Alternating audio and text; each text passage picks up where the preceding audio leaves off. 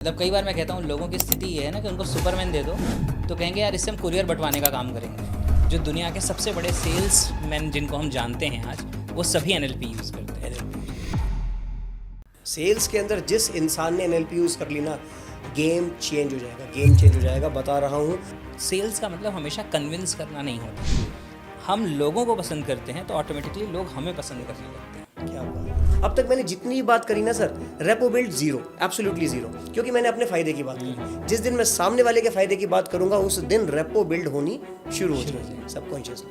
हंसराज जी देखिए, मैं आपको एक बात बताता हूँ, लेकिन ये बात ना सिर्फ वही लोग समझ पाते हैं जो अंदर से ऑनेस्ट हैं। जितने आप एंटरप्रेन्योर्स को देख लीजिए, जब वो कोई भी काम शुरू करते हैं तो दुनिया तो उन्हें क्रिटिसाइज ही करती है, पर वो करते हैं। जैसे लोग बहुत बार कहते हैं ना कि मेरे जाने के बाद दुनिया मुझे किस नाम से जानेगी। मैं कहता हूँ किसी भी नाम से जाने, तुम्हें कैसे पता चलेगा।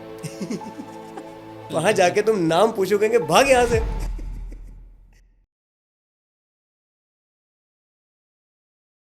NLP अपने आप में एक बहुत पावरफुल टेक्निक है और सेल्स की दुनिया में इस NLP नाम की टेक्निक को अगर एमलगमेट कर दिया जाए तो रेवेन्यू डबल होने से कोई नहीं रोक सकता। आज हमारे साथ हमारे गेस्ट हैं वेद जी, जो अपने आप में एक वेटरन है NLP की दुनिया में। 10 से ज़्यादा साल का एक्सपीरियंस है, NLP कोच हैं, NLP एक्सपर्ट हैं और प्रोग्राम योर माइंड के जनक हैं। प्रोग्राम योर माइंड नाम से सर की वेबसाइट है, ऐप है और यूट्यूब चैनल है। Sir, I welcome you in this podcast today and I am so very excited to have a lot of things from you today. Thank you so much Ankit ji, बहुत बहुत मज़ा आने वाला है। और आज के सेशन में डेफिनेटली लोगों को सेल्स की वो बारीकियाँ, वो सीक्रेट्स पता चलेंगी जो शायद आज के पहले कभी डिस्कस नहीं की गई हैं किसी भी ओपन प्लेटफॉर्म पे। यकीनन सेल्स की दुनिया में NLP को कैसे मिक्स करें और कैसे उससे रिजल्ट लेकर आए। तो जैसे आप जानते हैं कि हम तो सेल्स की बात करते हैं, सेल्स ट्रेनिंग कंपनी हम लोग चलाते आ रहे हैं, सेल्स करते थे, अब करा रहे हैं, सिखा रहे हैं। सेल्स के अंदर NLP का जो महत्व है उसके बारे में जितनी बात की जाए सर उतना कम है। बट आज आपके माध्यम से मैं चाहता हूँ कि जितनी भी ऑडियंस, मेरी ऑडियंस, आपकी ऑडियंस, सेल्स में वो बंदा है कि नहीं, पर कैसे सेल्स के अंदर NLP को इम्प्लीमेंट किया जा सकता है, आज कुछ टेक्निकल चीज़ें जानेंगे, ऐसा ज्ञान जानेंगे जो शायद आपके पेड प्रोग्राम में होगा फॉर श्योर। बिल्कुल बिल्कुल। तो सबसे पहले तो NLP की एक बेसिक चीज़ बताइए, उसको सेल से कैसे आप क्लब करते हैं। देखिए, अगर NLP की डेफिनेशन को देखें ना तो NLP के बहुत सारे डेफिनेशंस हैं। सिंपलेस्ट डेफिनेशन जो NLP की मैं कहता हूँ वो ये है कि how you programme your neurology through your language, both verbal and non verbal. यानी कि आप अपने माइंड की प्रोग्रामिंग कैसे करते हैं दो तरह की लैंग्वेज की मदद से, वर्बल यानी शब्दों से होने वाले कम्युनिकेशन से, और नॉन वर्बल यानी कि बॉडी लैंग्वेज से होने वाले कम्युनिकेशन से, राइट। ये दोनों ही चीज़ों को कंबाइन करके हम अपने माइंड को प्रोग्राम कर सकते हैं। तो NLP वो साइंस है जो ये प्रोग्राम करना सिखाता है, राइट, कि हम अपने माइंड को प्रोग्राम कैसे कर सकते हैं। और साथ के साथ क्या है कि मज़ेदार बात यह है कि NLP सिर्फ ये नहीं सिखाता कि अपने माइंड को कैसे प्रोग्राम करना है, ये भी सिखाता है कि सामने वाले के माइंड को आप कैसे इन्फ्लुएंस कर सकते हैं, आप उसके माइंड को कैसे प्रोग्राम कर सकते हैं। और सेल्स में सबसे ज़्यादा इसी चीज़ को यूटिलाइज़ करना है। इस वजह से NLP सेल्स के साथ इतनी ज़्यादा कनेक्टेड है और इसी वजह से जो दुनिया के सबसे बड़े सेल्स मैन जिनको हम जानते हैं आज, वो सभी NLP यूज़ करते हैं। NLP यूज़ करते हैं। सेल्स के अंदर जिस इंसान ने NLP यूज़ कर ली ना, गेम चेंज हो जाएगा, गेम चेंज हो जाएगा, बता रहा हूँ। और आज का पॉडकास्ट बहुत ही स्पेशल होने वाला है सर। इसमें लैंग्वेज की आपने बात करी, वर्बल, नॉन वर्बल, इसमें इमोशंस भी आता है। बिल्कुल। क्या होता है ना कि जो इमोशंस हैं वो कई बार हमारे लैंग्वेज की वजह से प्रोड्यूस होते हैं। जैसे कोई शब्द किस तरह से बोला गया है, किस टोन ऑफ वॉइस में बोला गया है, किस फेशियल एक्सप्रेशन के साथ बोला गया है, वो आपके इमोशंस को ट्रिगर करता है। यस। जैसे मैं एक एग्जांपल देता हूँ, आप एक मूवी देखने गए जिसमें एक एक्टर एक डायलॉग बोलता है और ऑडियंस रोने लगती है। Oh yes. और एक कमज़ोर एक्टर उसी डायलॉग को बोलता है और किसी को कोई फ़र्क नहीं पड़ता। तो हुआ क्या कि उस इंसान ने अपनी लैंग्वेज को कैसे यूज़ किया। इस वजह से नहीं हो रहा कि वो अमिताभ बच्चन डायलॉग बोल रहा है या कोई न्यू कमर डायलॉग बोल रहा है। वो डायलॉग किस वे में, किस टोनैलिटी के साथ, किस बॉडी लैंग्वेज के साथ, किस एक्सप्रेशन के साथ, किस कन्विक्शन के साथ बोली गई है, वो चीज़ इम्पैक्ट करती है। बिल्कुल ठीक। तो इस तरह से इसका इम्पैक्ट होता है। Yes yes. तो इमोशंस भी बहुत इंपॉर्टेंट रोल प्ले करेंगे सेल्स और NLP के अंदर। डेफिनेटली। ठीक है जी। तो इस NLP की जब स्टडी करते हैं सर, हम तो अपनी ट्रेनिंग्स में, सेल्स की ट्रेनिंग में NLP को इंक्लूड करते हैं, बट आज आपके माध्यम से मैं खुद यहाँ पर सीखने वाला हूँ, बियॉन्ड एनी डाउट। मैं साफ साफ बताना चाहता हूँ अपनी ऑडियंस को, एनएलपी के मास्टर आप हैं, मैं नहीं हूँ, मैं तो सेल्स का मास्टर हूँ सर। तो सेल्स के अंदर कैसे एनएलपी को और अच्छे तरीके से सिखाएं, इसके लिए सबसे पहले सर मैं आपसे जानना चाहता हूँ रैपॉर्ट बिल्डिंग के ऊपर प्लीज़ आप कुछ बताएं, और सेल्स और एनएलपी में कैसे ये रेलेवेंट है। बिल्कुल, बहुत ही अच्छा क्वेश्चन है और बहुत रेलिवेंट क्वेश्चन है। सबसे पहले रैपो समझ लेते हैं, जिसे हम रैपोर्ट लिखते हैं RAPPORT, उसे हम कई बार रैपो पढ़ते हैं। तो रैपो एक्चुअली होता क्या है? सबसे पहले तो हम ये समझेंगे रैपो क्या होती है। पहले जब मैं स्टूडेंट था, जब मैं स्कूल कॉलेज में था, तो रैपो का मतलब मुझे लगता था कि मतलब किसी इंसान की रेपुटेशन कैसी है। मुझे नहीं पता था कि रैपो का मतलब क्या होता है। रैपो का मतलब मुझे तब पता चला जब मैं NLP में आया। तो रैपो का मतलब होता है, रैपो के कई सारे डेफिनेशंस हैं, तो मैं उसमें से कुछ डेफिनेशंस आपको बताता हूँ तो समझ आएगा। रैपो को कहते हैं it is the environment of trust, right. Rapport क्या है? रैपो एक इन्वायरमेंट ऑफ ट्रस्ट है दो लोगों के बीच में। तो आपके और मेरे बीच में आज एक ट्रस्ट है, इस वजह से हमारा कन्वर्सेशन ऐसा हो पा रहा है, इस वजह से आप पॉडकास्ट के स्टार्टिंग में आज कह रहे हैं कि आज का पॉडकास्ट बहुत ज़बरदस्त होने वाला है। अगर हमारी ये बॉन्डिंग नहीं बन रही होती, हमारा इन्वायरमेंट ऑफ ट्रस्ट नहीं बन रहा होता, तो क्या आप इतने कॉन्फिडेंस से ये बात कह पाते? नहीं कह पाते। तो हमारे बीच में ऑलरेडी रैपो है, राइट। तो रैपो की एक डेफिनेशन है, it is the environment of trust. अगर हम रैपो को और तरह से देखें तो आप कह सकते हैं कि रैपो इज़ समथिंग जहाँ पे हम कह सकते हैं it determines the quality of relationship. दो लोगों के बीच का रिलेशनशिप जो है वो किस क्वालिटी का है, ये इस बात से पता चलता है कि उनके बीच की रैपो कैसी है जी। जैसे सपोज़ करिए कि हस्बैंड वाइफ हैं, अगर वो किसी पार्टी में घर से लड़ के आ रहे हैं तो भी आपको उनकी बॉडी लैंग्वेज देख के पता चल जाता है, और अगर वो खुशी खुशी राजी खुशी आ रहे हैं तो भी उनकी बॉडी लैंग्वेज को देख के पता चल जाता है, जबकि दोनों ने भी मुंह से कुछ भी नहीं कहा। तो कैसे पता चल गया? क्योंकि आपने उनकी फिजियोलॉजी, आपने उनकी बॉडी लैंग्वेज को रीड किया। तो जब वो लड़ के आ रहे हैं तो उनकी रैपो बिगड़ी हुई है, राइट। तो डिसएग्रीमेंट में है, और जब वो एग्रीमेंट के साथ आए हैं तो उनकी बॉडी लैंग्वेज आपस में मैच कर रही है। तो रैपो क्या है? क्वालिटी ऑफ रिलेशनशिप को बताता है। ये बताता है कि एनवायरनमेंट ऑफ ट्रस्ट है या नहीं है। जैसे मैं एक एग्जांपल देता हूँ कि रैपो का मतलब हमेशा एग्रीमेंट नहीं होता। बहुत बार लोग समझते हैं रैपो का मतलब एग्रीमेंट, एग्री करना। आप कई बार अपने दोस्त के साथ डिस्कशन करते हैं, आप दोनों किसी पर्टिकुलर पॉइंट पे डिसएग्री करते हैं, फिर भी आपका घंटों घंटों और अच्छा डिस्कशन चलता है। वाओ, अरे वाह, because this is environment of trust. Absolutely.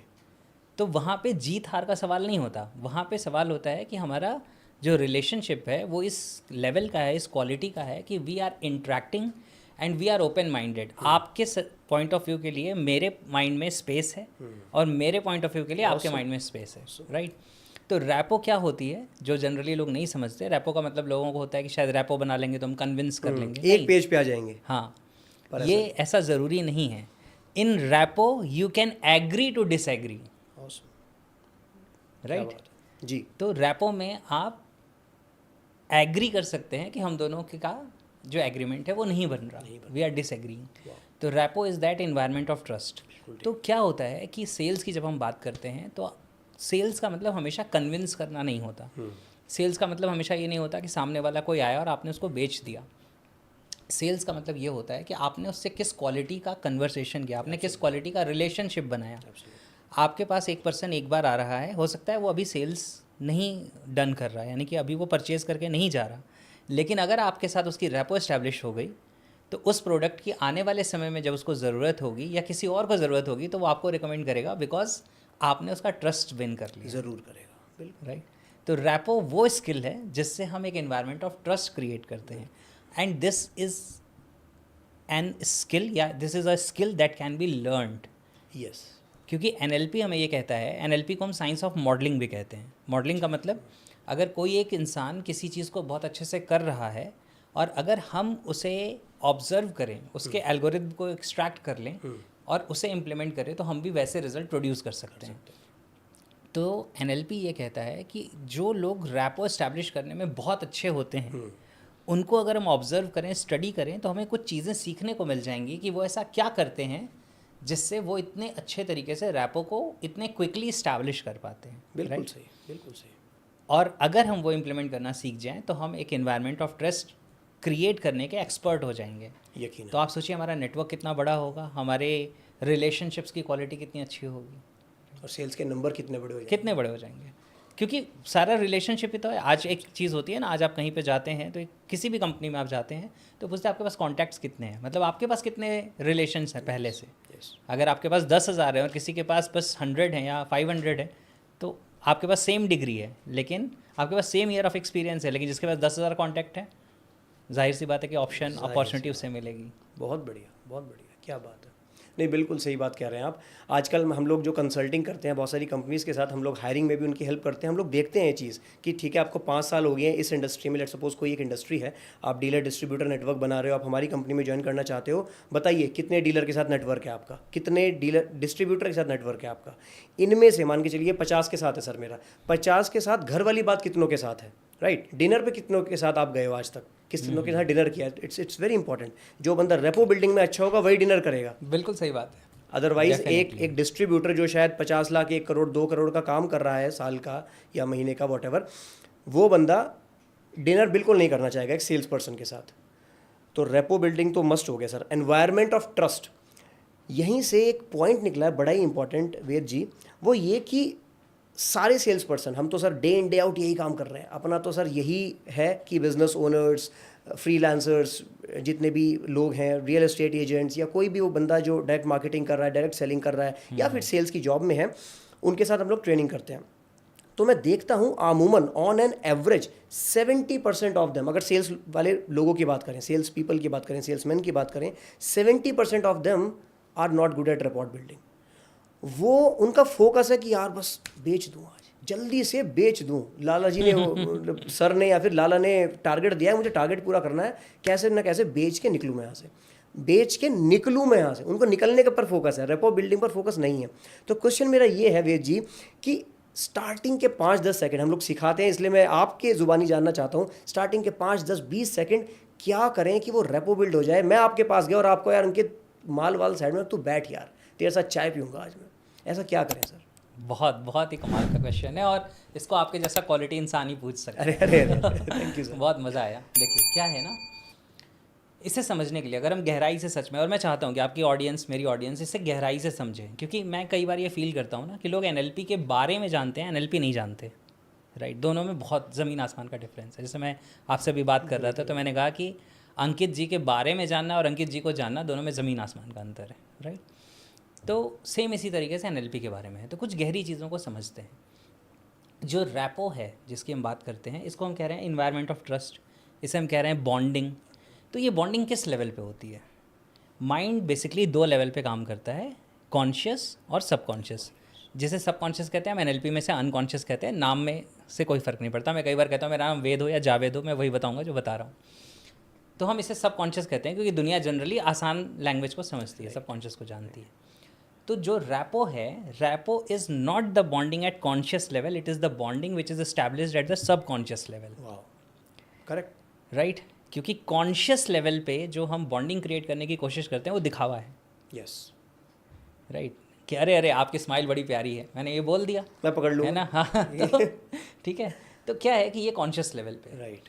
सब कॉन्शियस लेवल जो होता है, जो माइंड का सब कॉन्शियस है, वो जिन चीज़ों पे काम करता है वो कॉन्शियस के बियॉन्ड हैं और वो कई गुना ज़्यादा हैं। कॉन्शियसली हम 10% चीज़ें अपनी ज़िंदगी में करते हैं, 90% चीज़ें सबकॉन्शियसली करते हैं, यानी ऑटोमेटिकली करते हैं। तो जो माइंड का हमारा लेवल 90% चीज़ों को कंट्रोल कर रहा है, वो परसेप्शन में, जज करने में, कनेक्ट करने में हमारे कॉन्शियस लेवल से कई गुना ज़्यादा आगे है। करेक्ट। तो होता क्या है कि सबसे, अगर मैं गहरी स्किल बताऊं रैपो की, तो पता है क्या है जी? रैपो की सबसे गहरी स्किल ये है कि आपको दिखावा नहीं करना है। You need to take genuine interest in the person in front of you. अगर आप उसमें जेन्युइन इंटरेस्ट लेंगे तो उसका सब कॉन्शियस इस बात को कैच कर लेगा कि इस इंसान का जेन्युइन इंटरेस्ट मुझ में है, ना कि मुझे कुछ बेचने में। वाह, बिल्कुल ठीक। तो ये अगर बात समझ गए तो ये सेल्स के लिए ये मतलब रामबाण है, क्योंकि अब वो इंसान कहेगा कि इस इंसान को मुझ में इंटरेस्ट है तो अब मैं इसके साथ कनेक्ट करता हूँ। तो वो कहेगा कि अंकित जी आइए बैठ के चाय पीते हैं पहले, बाद में बाकी बात करेंगे। क्यों? क्योंकि उसको ये नज़र आ रहा है कि यार ये मुझे कुछ बेचने की बात नहीं कर रहा या मुझे कोई फोर्स नहीं कर रहा, ये तो मेरे बारे में बात कर रहा है, फायदे की बात कर रहा है ना। तो रैपो क्या है? रैपो अनकॉन्शियस यानी कि सबकॉन्शियस लेवल पे बिल्ड होती है और इसका सबसे पहला पिलर है कि you take genuine interest in the person in front of you. तो जेन्युइन इंटरेस्ट आप कब ले पाएंगे? जब आप उसको सच में सुनेंगे, जी, जब आप इस इंटेंशन से उससे नहीं मिलेंगे कि मुझे इसे कुछ बेचना है, बल्कि आप इस इंटेंशन से मिलेंगे कि मुझे इसे डिसीजन लेने में हेल्प करना है। ट्रू, सही डिसीजन लेना। अब वो सही डिसीजन उसके लिए क्या है? और एक अच्छा सेल्स पर्सन वो है जो ये भी कह सके एक पर्टिकुलर पॉइंट पे जाने के बाद कि सर आप जो ढूंढ रहे हो वो इसमें नहीं है। इसमें नहीं, क्या बात है, बिल्कुल यही चीज़ बस क्रक्स है sir, this is the crux. हाँ, तो आप जो ढूंढ रहे हो वो इसमें नहीं है। बिल्कुल। जैसे मैं आपको बताता हूँ, जैसे मेरे ऑर्गेनाइजेशन में कॉल आता है कभी भी NLP कोर्स के लिए, NLP कोर्स, पहला सवाल हम पूछते हैं आपको NLP क्यों सीखनी है? क्यों सीखनी है, व्हाट इज़ योर वाई। हाँ, हम ये नहीं कहते कि अच्छा NLP सीखनी है, ठीक है आप इतने आ जाओ, पैसे आ जाओ, ट्रांसफ़र करो और ये ले लो और ये है वो है। नहीं, आपको सीखनी क्यों है? जी, क्योंकि आप जो ढूंढ रहे हो अगर वो मेरे कोर्स में नहीं है तो मैं आपको कोर्स बेचने में इंटरेस्टेड नहीं हूँ, मैं आपकी हेल्प करने में इंटरेस्टेड हूँ। हो सकता है मैं आपको गाइड करूँ कि आपको ये कोर्स नहीं, आपको ये कोर्स चाहिए। सही बात है, तो दिस इज़ हाउ हम कनेक्ट कर सकते हैं। मज़ा। और इस वजह से हम लोगों के साथ फिर एक ऐसी रैपो बिल्ड कर सकते हैं जो लास्टिंग रहती है। तो take genuine interest in people, क्योंकि वो सब कॉन्शियस या फिर अनकॉन्शियस में चल रही है, इसलिए वो लास्टिंग रहेगी। बिल्कुल बिल्कुल। क्योंकि उसका माइंड देखिए, आपको कोई अगर सपोज करिए कि इन्फ्लुएंस करने आया है, आपको इम्प्रेस करने आया है, तो वो हो सकता है कि कुछ समय बहुत चार्मिंग पर्सनैलिटी दिखे, सारी चीज़ें करे, कुछ समय के लिए आप उसके साथ हो सकता है कि इन्फ्लुएंस हो जाए, वो भी जाओ। लेकिन कुछ समय के बाद आपका माइंड कहने लगे यार मतलब वो फीलिंग नहीं आ रही, वो वाइब नहीं आ रही, वो मज़ा नहीं आ रहा, कुछ तो लोचा है ना, कुछ तो है, मतलब कन्विंस कर रहा है ये इंसान मुझे। लेकिन अगर आपको ये समझ में आ गया ना कि ये इंसान की जेन्युइन इंटरेस्ट है मुझे हेल्प करने में, तो उसकी स्किल कुछ कम भी होगी ना तो भी आप चला लेंगे। तो भी चलेगा, क्योंकि आपको शायद सब कॉन्शियसली मोहब्बत हो जाएगी उससे, क्या हाँ। बढ़िया बंदा है यार। हाँ यार, अच्छा इंसान है। क्योंकि क्या होता है ना, हम लोगों को जब पसंद करते हैं तो लोग हमें पसंद करने लगते हैं, वाह। राइट। अगर हम लोगों को पसंद करते हैं तो ऑटोमेटिकली लोग हमें पसंद करने लगते हैं। क्या बात है। तो हम लोगों को कब पसंद करते हैं? जब हम लोगों के बारे में अच्छा सोचते हैं, जब हम कहते हैं कि people are genuinely good. Sir ये तो कुछ अलग चीज़ है, मतलब एक एवरेज माइंड क्या करेगा कि बस सब लोग मुझे पसंद कर लें, एक एवरेज माइंड ये बोलेगा। तो मतलब वैल्यू बॉम्ब्स दे रहे हो आप तो, एक से बढ़कर एक, मज़ा आ रहा है। एक एग्जांपल देता हूँ आपको। दुनिया में सबसे ज़्यादा, अगर इंडिया की बात करें और भी जगहों की बात करें, सबसे ज़्यादा कौन सा पेट एनिमल है जिसको पाला जाता है? डॉग। डॉग। क्यों? क्योंकि वो प्यार करता है बेइंतहा, लाइक हाँ, क्योंकि अनकंडीशनल वो लव अपने मालिक को देख के जेन्युइनली खुश हो जाता है, वो एक्टिंग नहीं करता, एक्टिंग नहीं करता। और इसीलिए आप अपने डॉग को देख के खुश हो जाते ओ हो। क्या बात है सर। तो we should learn rapport building from dog. From a dog. बिल्कुल। अगर मैं आपको देख के खुश हो जा रहा हूँ, दिल से खुश हो जा रहा हूँ, दिल से तो आप मुझे देख के खुश हो ही जाएंगे। हो ही जाएंगे। अनकंडीशनल सर बोला। अनकंडीशनल। आपने वीडियोस भी देखी होंगी, उसको एक दिन के लिए रूम में बंद कर दो, एक दिन के लिए, बहुत ही हॉरिफाइंग होता है। उसके बाद जब निकालोगे ना, वो आप पर भोगेगा नहीं, वो आपको चिपटा लेगा, लाइक वो आपको प्यार करेगा बहुत ज़्यादा। अनकंडीशनल है। जेन्युइनली इंटरेस्टेड होना है, जो सर ने बोला, जेन्युइनली इंटरेस्टेड होना है। इसमें एक चीज़ और मैं ऐड करना चाहता हूँ सर, WIIFM फॉर्मूला हम लोग सिखाते हैं। तो what in it for me, हम लोग हमेशा बोलते हैं मैं सेल्समैन, मुझे ये पेन बेचना है, मेरे पेन में ये सारे फीचर है, मेरे से ये पेन ले लो। अब तक मैंने जितनी भी बात करी ना sir, repo build zero, absolutely zero, क्योंकि मैंने अपने फायदे की बात करी। जिस दिन मैं सामने वाले के फायदे की बात करूंगा, उस दिन रेपो बिल्ड होनी शुरू हो जाएगी सबकॉन्शियसली। बिल्कुल बिल्कुल जी बिल्कुल, ठीक है जी। इसके अलावा मिररिंग टेक्निक कैसे जी, क्या है और कैसे ये काम करेगी सेल्स में? देखिए, मिररिंग क्या होती है ना, ध्यान से समझिएगा। हर इंसान के लिए उसके थॉट सबसे ज़्यादा इंपॉर्टेंट होते हैं। हर इंसान के लिए उसके थॉट सबसे ज़्यादा इंपॉर्टेंट होते हैं। अब अगर मैं आपके थॉट्स को मिरर कर लूँ, हाँ, यस करेक्ट, अगर मैं आपके थॉट्स को मिरर कर लूँ, यानी कि जो आप सोच रहे हैं या जो आप कह रहे हैं, अगर मैं उस बात को, उस थॉट को वैल्यू दे दूँ, बस या मैं भी वो बात कह दूँ, तो it becomes the key to your subconscious mind. Very true, right.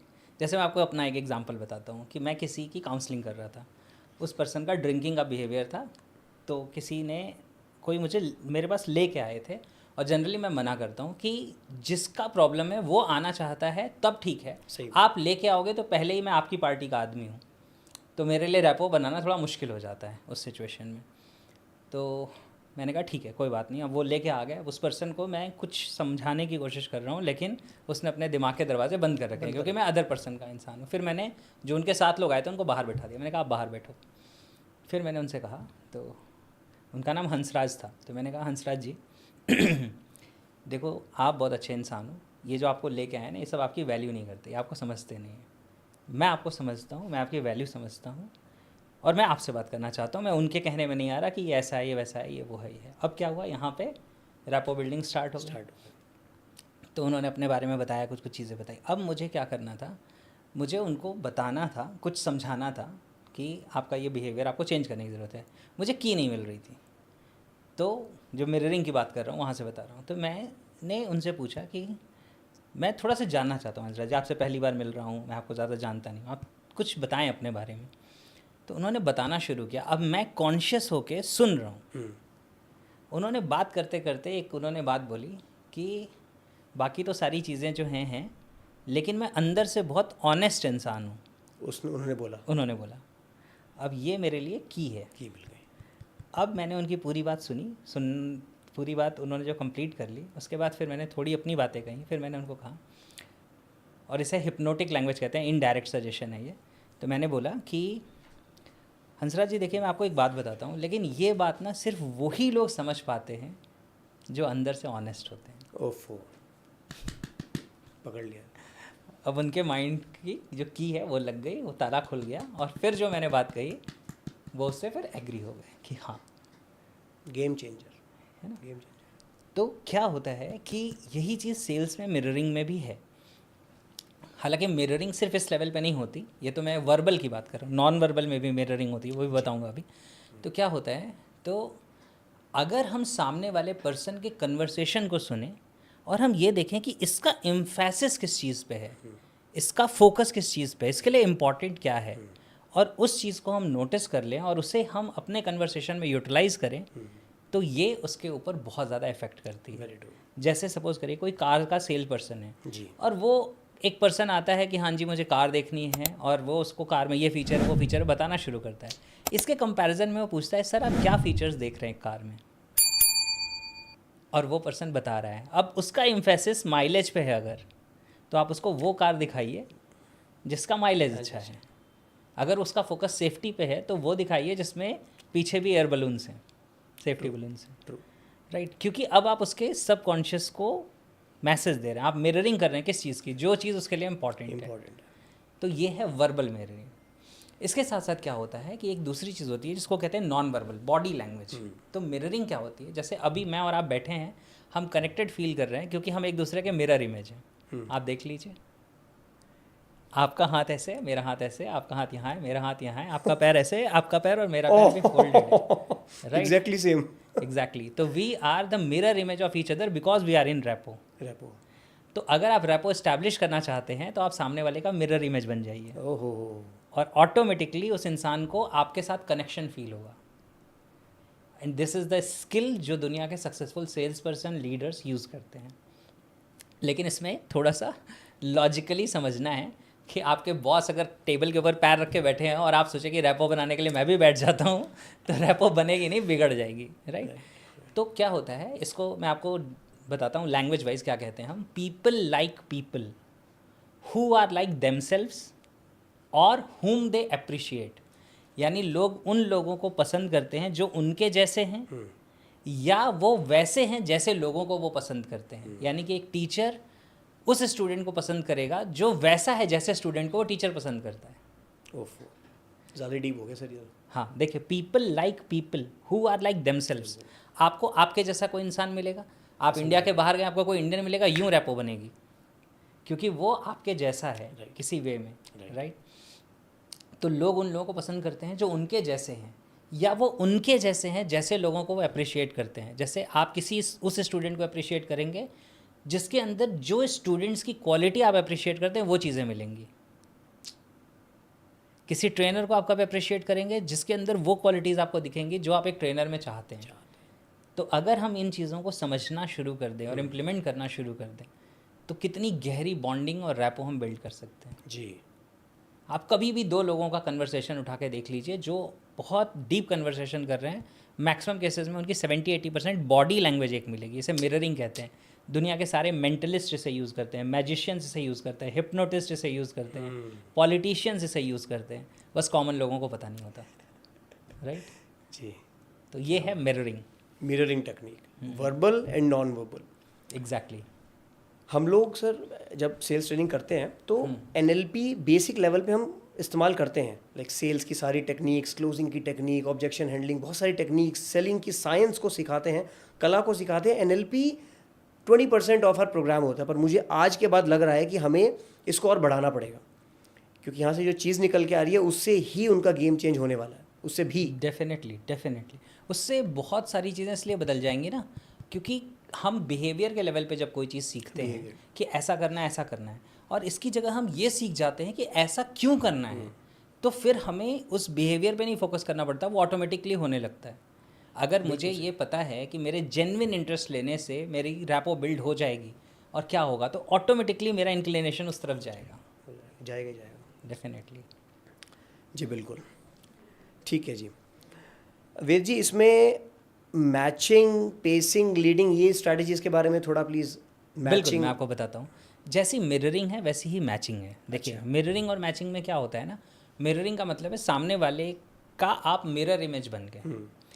Matching में अगर हम फिजियोलॉजी की बात करें, यानी बॉडी लैंग्वेज की बात करें, तो जैसे आपका ये हाथ और ये हाथ मेरा इस तरीके से रखा हुआ है, ये मिररिंग है जी।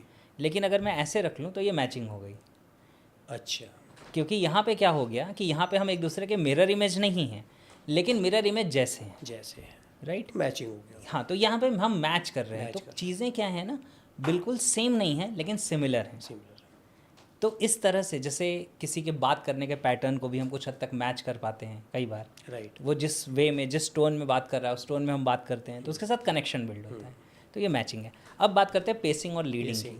देखिए, पेसिंग और लीडिंग क्या होता है, जैसे एक एग्जांपल मैं देता हूँ कि सपोज़ करिए कि आप एक स्टेडियम में बैठे हुए हैं। एक स्टेडियम है राउंड सर्कुलर, और आप उसमें एक जगह बैठे हुए हैं। अब एक इंसान है, वो जॉगिंग कर रहा है, आप उससे बात करना चाहते हैं, तो क्या करना पड़ेगा? उसके साथ साथ वॉक करना पड़ेगा, उसके साथ जॉगिंग करनी पड़ेगी। ऐसे तो कहेंगे रुक इधर आ, ऐसे करके तो हम बात करेंगे नहीं। हम क्या करेंगे? उसके पेस में आना पड़ेगा, उसके साथ पेस मैच करना पड़ेगा। यानी कि हम उसके साथ उठेंगे, वो जॉगिंग कर रहा है तो उसके साथ जॉगिंग करना शुरू करेंगे, उसको देखेंगे, उसको देख के मुस्कुराएंगे, वो भी हमें देख के मुस्कुराएगा। इसका मतलब अब मैचिंग हो रही है, यानी कि इसका मतलब अब पेसिंग हो रही है, तालमेल मिल रहा है। जी जी जी। अब अगर तालमेल मिल चुका है, अब अगर आप अपनी स्पीड थोड़ी सी तेज़ या थोड़ी सी धीरे करेंगे तो सामने वाला पर्सन भी ऑटोमेटिकली आपके साथ स्पीड फास्ट या स्लो करेगा मैच करने के लिए आपको। और ये वो जानबूझ के नहीं करेगा, ये ऑटोमेटिकली होगा, सबकॉन्शियसली होगा। इसे हम कहते हैं लीडिंग। दैट मीन्स अब वो इंसान आपसे लीड हो रहा है, यानी कि अब वो इंसान का माइंड आपको फॉलो करना शुरू कर रहा है। तो सेल्स में हम क्या करते हैं कि जब हम सेल्स में ये चीज़ें यूज़ करते हैं तो सामने वाले पर्सन के साथ हम बात कर रहे हैं, चाहे हम उससे सवाल पूछ रहे हैं या हम उसके साथ कुछ शेयर कर रहे हैं, और उसकी बातों के साथ हम एक उसके पॉइंट ऑफ व्यू को समझने की कोशिश कर रहे हैं, एक एग्रीमेंट बना रहे हैं, तो हम पेसिंग कर रहे हैं। यानी अभी हम उसके साथ मैच हो रहे हैं, उसके साथ अपनी तालमेल मिला रहे हैं, हमारा एक लेवल पे एक बॉन्डिंग बन रही है। उसके बाद क्या होता है, और मैं मतलब जनरली ये चीज़ एनएलपी में सिखाई जाती है, राइट, हार्डकोर एनएलपी में, लेकिन मैं आपके ऑडियंस के लिए, अपने ऑडियंस के लिए बताना चाहता हूँ कि पता कैसे चलता है कि लीड कब करना है। जानना चाहेंगे आप? प्लीज़ प्लीज़ प्लीज़, बिल्कुल। है ना, ये बहुत कमाल का एनएलपी का सीक्रेट है। क्या है, जैसे सपोज़ करिए कि मैं और आप अभी जो हैं, हम दोनों एक दूसरे के साथ रैपो में हैं, मिररिंग में हैं, मैचिंग में हैं, राइट, और मैं अभी आपके साथ बात कर रहा हूँ। अब मुझे ये चेक करना है कि क्या आपका सबकॉन्शियस अब लीड होने के लिए तैयार है, अब मैचिंग इतनी हो गई है। तो क्या तरीका है पता है? मैं अपनी बॉडी लैंग्वेज को थोड़ा सा चेंज करूं जी, इन सम वे, और देखो कि मैं भी वही कर रहा हूँ क्या। हाँ, और अगर मैं ये जो कर रहा हूँ, जैसे सपोज करिए कि मैं हाथ ऐसे करके बैठ गया, और कुछ 15-20 सेकेंड्स 30 सेकेंड्स के बाद अगर आपने भी अपनी बॉडी लैंग्वेज को कुछ हद तक मेरे जैसा एडजस्ट कर लिया, क्योंकि अब आपने ये जानबूझ के नहीं किया है, जानबूझ के नहीं, ये ऑटोमेटिकली किया है, तो दैट मीन्स अब आपका सबकॉन्शियस लीड हो रहा है। Now it is the time कि मैं अपने फेवर की बात कहूँगा, तो आपका माइंड सुनने के लिए तैयार हो जाएगा। जी बिल्कुल। तो इसे कहते हैं लीडिंग। तो हम पहले मैचिंग मिररिंग करते हैं, इससे पेसिंग हो जाती है, और उसके बाद हम अपनी बॉडी लैंग्वेज में कुछ चेंज करके देखते हैं कि सामने वाले की बॉडी लैंग्वेज में कुछ चेंज हो रहा है या नहीं, क्योंकि mind and body form a system. तो अगर उसकी बॉडी मेरी बॉडी को फॉलो कर रही है तो इसका मतलब उसका माइंड भी मेरे माइंड को फॉलो कर रहा है। और then it is the time जब हम क्या कर सकते हैं, लीड कर सकते हैं। लोहा गर्म है। हाँ बिल्कुल, हथौड़ा मार सकते हैं। राइट। मज़ा आ गया वेद भाई। मिररिंग टेक्निक मैं ऑलरेडी जानता था, मैचिंग, पेसिंग और लीडिंग का जो आपने तरीका बताया और जो एग्जांपल आपने दिया, that is I think next level. मुझे ऐसा लगता है कि सर जो मल्टी बिलियनियर्स होते हैं ना, जो अपनी डील्स भी ना जेट में करते हैं, जो अपनी डील्स भी अपने जो प्राइवेट जेट्स में करते हैं, मेरे ख्याल से वो ये सारी चीज़ें अप्लाई करते होंगे, मुझे ऐसा लगता है। डेफिनेटली करते हैं। मैं आपको एक एग्जांपल बताता हूँ। प्लीज़। एक बहुत बड़े बिजनेसमैन से किसी को एक बिज़नेस डील करनी थी। कितना करते हैं, क्योंकि उनके जो बिज़नेस हो रहे हैं वो मिलियंस में बिलियंस में होते हैं। पता है उस इंसान ने क्या किया? जी। उस इंसान को पूरा स्टडी किया कि वो कौन है, किसको पसंद करता है, क्या करता है, कैसे है। उस इंसान की बियर्ड नहीं थी, आपकी तरह क्लीन शेव्ड था। उसने हल्की हल्की बियर्ड रखी, हल्की हल्की मूछें रखी, अपना जो फिजिक स्टडी कर रहा था, जो स्टडी कर रहा था, ओके, अपना लुक थोड़ा सा चेंज किया। उसके बाद जाके उस इंसान से जो मीटिंग फिक्स की और वो डन हो गई। पता है क्यों? क्यों? क्योंकि उसने वो फेस कट और लुक कुछ हद तक अपना लिया जो उस इंसान के बेटे का था, जिसको वो बहुत प्यार करता था। ओए होए होए होए होए होए सर, माय गॉड, रोंगटे खड़े हो गए मेरे, लिटरली गूज बम्स आ गए। ये नेक्स्ट लेवल टेक्निक्स है सर, कोई कर ही नहीं रहा आज के टाइम में। अवेयरनेस नहीं है ना, इसका Awareness पता नहीं नहीं है लोगों को। और हम वो कहते हैं ना, मतलब कई बार मैं कहता हूँ लोगों की स्थिति ये है ना कि उनको सुपरमैन दे दो तो कहेंगे यार इससे हम कुरियर बंटवाने का काम करेंगे, क्योंकि उनको पता नहीं है कि इतने स्ट्रॉन्ग स्किल्स का, पोटेंशियल का क्या क्या यूटिलाइजेशन किया जा सकता है। रिसर्च, वेल रिसर्च, जो हम समझाते हैं, सिखाते हैं कि प्रोडक्ट के बारे में रिसर्च करो, कॉम्पिटिटर के बारे में रिसर्च करो, अरे उस प्रोस्पेक्ट के बारे में रिसर्च करो, वो क्या चाहता है, कहाँ जाता है, कहाँ उठता है, कहाँ बैठता है, क्या उसको पसंद है, क्या उसको नापसंद है। हम रिसर्च के बिना चले जाते हैं। कभी कभी तो सर इतना बुरा करते हैं लोग हमारे, हम लोग ट्रेनिंग देते हैं तो हम लोग डे इन डे आउट यही चीज़ें झेल रहे होते हैं, जाके बैठते हैं, वैसे सर आपका नाम क्या है, अरे मैंने कहा तुमने सारी रेपो में पानी फेर दिया। हाँ बिल्कुल, वहाँ जाके तुम नाम पूछो, कहेंगे भाग यहाँ से। एग्जैक्टली। नेक्स्ट लेवल सर, मुझे ऐसा लग रहा है आपके सामने बैठा हूँ इसलिए नहीं, मैं तो इतने सारे पॉडकास्ट करता हूँ, ये मेरे जीवन का one of the best podcast होने वाला हूँ आपके साथ। Thank you. मुझे ऐसा लगता है because sales is very close to my heart, और जब NLP इसके अंदर घुस गया ना तो रॉकेट लगेंगे, रॉकेट।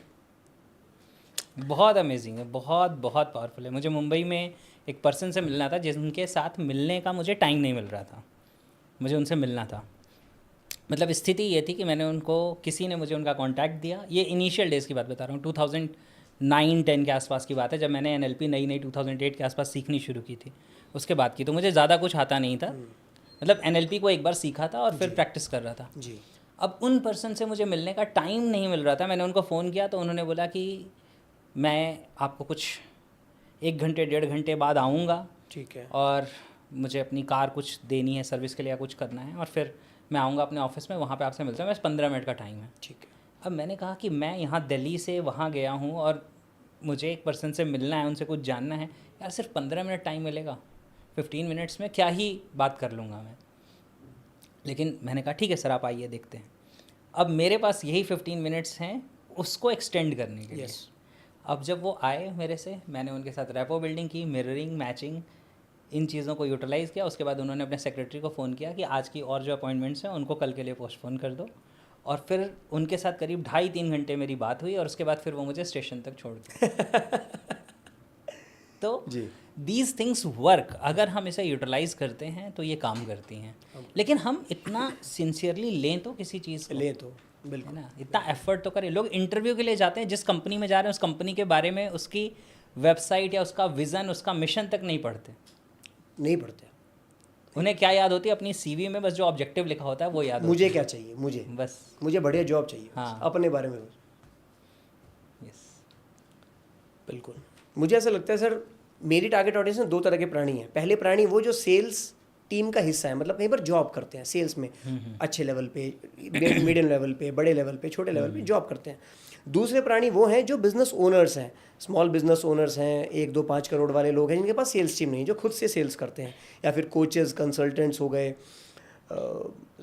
इसके अलावा रियल एस्टेट एजेंट्स हो गए, फ्रीलांसर्स हो गए, फाइनेंशियल एक्सपर्ट्स हो गए।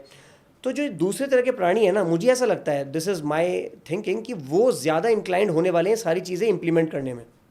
वो आपके पीछे पड़ने वाले हैं कि हम ये ट्रेनिंग हमारे ऑर्गेनाइजेशन में कराओ। डेफिनेटली सर, ये तो और जो आगे कुछ चीज़ें हम डिस्कस करेंगे, मैं इसमें आपको कुछ चीज़ें बताऊंगा जो स्पेशली बिजनेस ओनर को ज़रूर पता होनी चाहिए। अगर उसे नहीं पता है तो वो कई बार अपने बिजनेस का कितना लॉस कर रहा है उसको आइडिया नहीं है। बिल्कुल, कब बताएंगे सर? इसी में अभी आगे बात करेंगे, डिस्कस करेंगे, तो ज़रूर ये सवाल आप पूछिएगा। मैंने लिख लिया, मैं भूलूंगा नहीं हूँ। हाँ। और आपको कोई जाने नहीं देंगे हम अगले 3-4 घंटे। चलिए। मेटा प्रोग्राम्स, हाँ, as a curious student of NLP मैं जानना चाहता हूँ, और फिर सभी के बेनिफिट के लिए, क्या है सर ये? देखिए क्या होता है ना, मेटा का मतलब होता है हिडन, तो मेटा प्रोग्राम का मतलब होता है हिडन प्रोग्राम्स। तो हमारे इस माइंड के अंदर, सबकॉन्शियस के अंदर कुछ हिडन प्रोग्राम्स हैं जो हमारे बिहेवियर्स को, हमारे डिसीजंस को बहुत ज़्यादा इम्पैक्ट करते हैं, लेकिन हमें उसकी अवेयरनेस नहीं होती। और सामने वाले के माइंड के जो मेटा प्रोग्राम्स हैं, हमें उसकी बिल्कुल अवेयरनेस नहीं होती। भी नहीं है। तो इस वजह से कई बार क्या होता है, वो सेल्स की सेम पिच एक इंसान के लिए काम करती है और दूसरे के लिए काम नहीं करती है, राइट?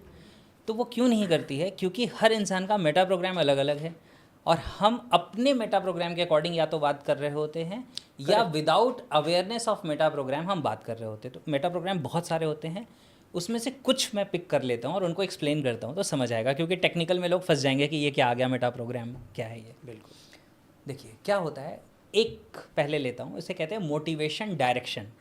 ये एक मेटा प्रोग्राम है, कई सारे मेटा प्रोग्राम होते हैं, एक मेटा प्रोग्राम बता रहा हूँ, इसे कहते हैं मोटिवेशन डायरेक्शन जी। ठीक है। तो मोटिवेशन डायरेक्शन क्या होता है कि हम में से हर इंसान का माइंड दो चीज़ों से मोटिवेट होता है। एक मोटिवेट होता है वो अपनी ज़िंदगी में पेन को अवॉइड करने के लिए, कि मैं इस दर्द से पीछा छुड़ाना चाहता हूँ, ये परेशानी मेरी ज़िंदगी में ना आ जाए, या है तो मैं इससे बाहर निकल जाऊँ।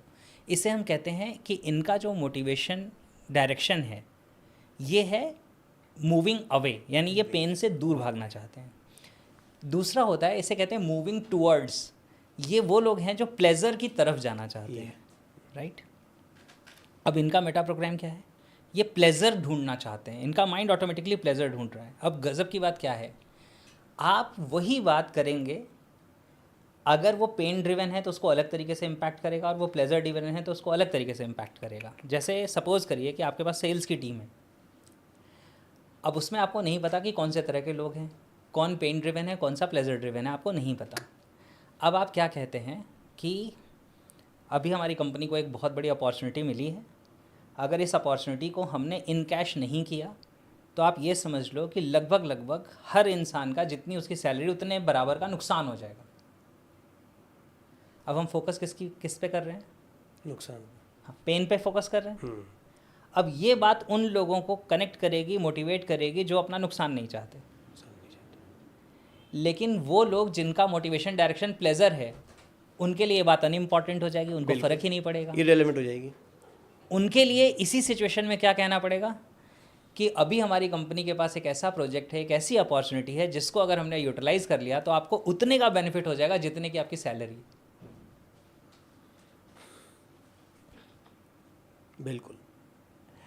तो ये क्या है, प्लेजर वाले को प्लेजर वाली बात जो है वो समझ आएगी, और पेन वाले को पेन वाले की बात समझ में आएगी। हम लोग कई बार मोटिवेशन की दुनिया में रहते रहते सोचते हैं कि सिर्फ पॉजिटिव बोलना चाहिए।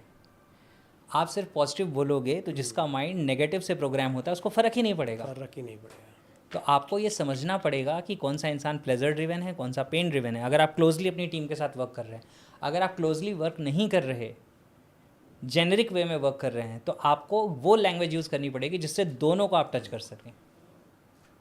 राइट, कि अभी हमारे पास एक ऐसा प्रोजेक्ट है जिससे आपकी सैलरी के बराबर का आप बोनस ले सकते हो, अदरवाइज उतना ही नुकसान कर लोगे अपना। तो अब ये दोनों टच हो रहे हैं। तो ये एक मेटा प्रोग्राम है, ऐसे बहुत सारे मेटा प्रोग्राम होते हैं। एक और बताता हूँ, इसको कहते हैं, ये था मोटिवेशन डायरेक्शन, राइट? दूसरे को कहते हैं frame of reference. Frame of reference का मतलब होता है कि आपको कैसे पता चलता है कि आपने कोई काम अच्छा किया है, या आपको कैसे फील होता है कि आपको ये काम करना चाहिए। तो फ्रेम ऑफ रेफरेंस दो होते हैं, एक होता है सेल्फ और एक होता है अदर्स। कुछ लोग किसी काम को अच्छे तरीके से इस वजह से करेंगे कि मैं अच्छे से करूँगा तो मुझे तो पता चलेगा, ये लीडर्स वाले लोग की कैटेगरी है। और कुछ लोग किसी काम को अच्छे तरीके से इस वजह से करेंगे कि दूसरे क्या कहेंगे, अदर्स क्या कहेंगे, है ना। तो उनको अदर्स का पॉइंट ऑफ व्यू जब तक नहीं दिखाया जाएगा तब तक उनको वो फीलिंग नहीं आती। अब सेल्स में ये कैसे है, सर ये प्रोडक्ट या ये सर्विस अगर आप परचेज करते हो तो आप खुद को सोच के देखो कि कल को अपने डिसीजन पे आपको कितना प्राउड फील होगा, और जब दूसरे आपके रिजल्ट्स देखेंगे तो वो आपको कितना अप्रिशिएट करेंगे। ओहो, दोनों को लपेट लिया आपने। राइट, तो ये है मेटा प्रोग्राम्स। तो ऐसे मैंने दो बताए हैं, ये बहुत सारे होते हैं। राइट, और जितना ज़्यादा गहरी अंडरस्टैंडिंग आपके मेटा प्रोग्राम्स की होगी, चलिए मैं आपके उस वाले क्वेश्चन का आंसर दे देता हूँ कि कई बार टीम के लोगों को पता नहीं होता है, मतलब जो बिज़नेस लीड कर रहे हैं उन्हें पता नहीं होता। तो उसमें से एक एग्जांपल मैं देता हूँ यहाँ मेटा प्रोग्राम वाले में। वर्किंग स्टाइल जो होती है ना, वो भी अलग अलग तरीके की होती है, मेटा प्रोग्राम्स अलग अलग होते हैं। एक होता है जिसे हम कहते हैं कि जो टास्क ओरिएंटेड है, और एक होते हैं आउटकम ओरिएंटेड। अब आउटकम ओरिएंटेड जो लोग हैं, जो रिजल्ट ओरिएंटेड हैं, उनका फोकस रहता है कि अल्टीमेटली मुझे क्या रिजल्ट क्रिएट करना है।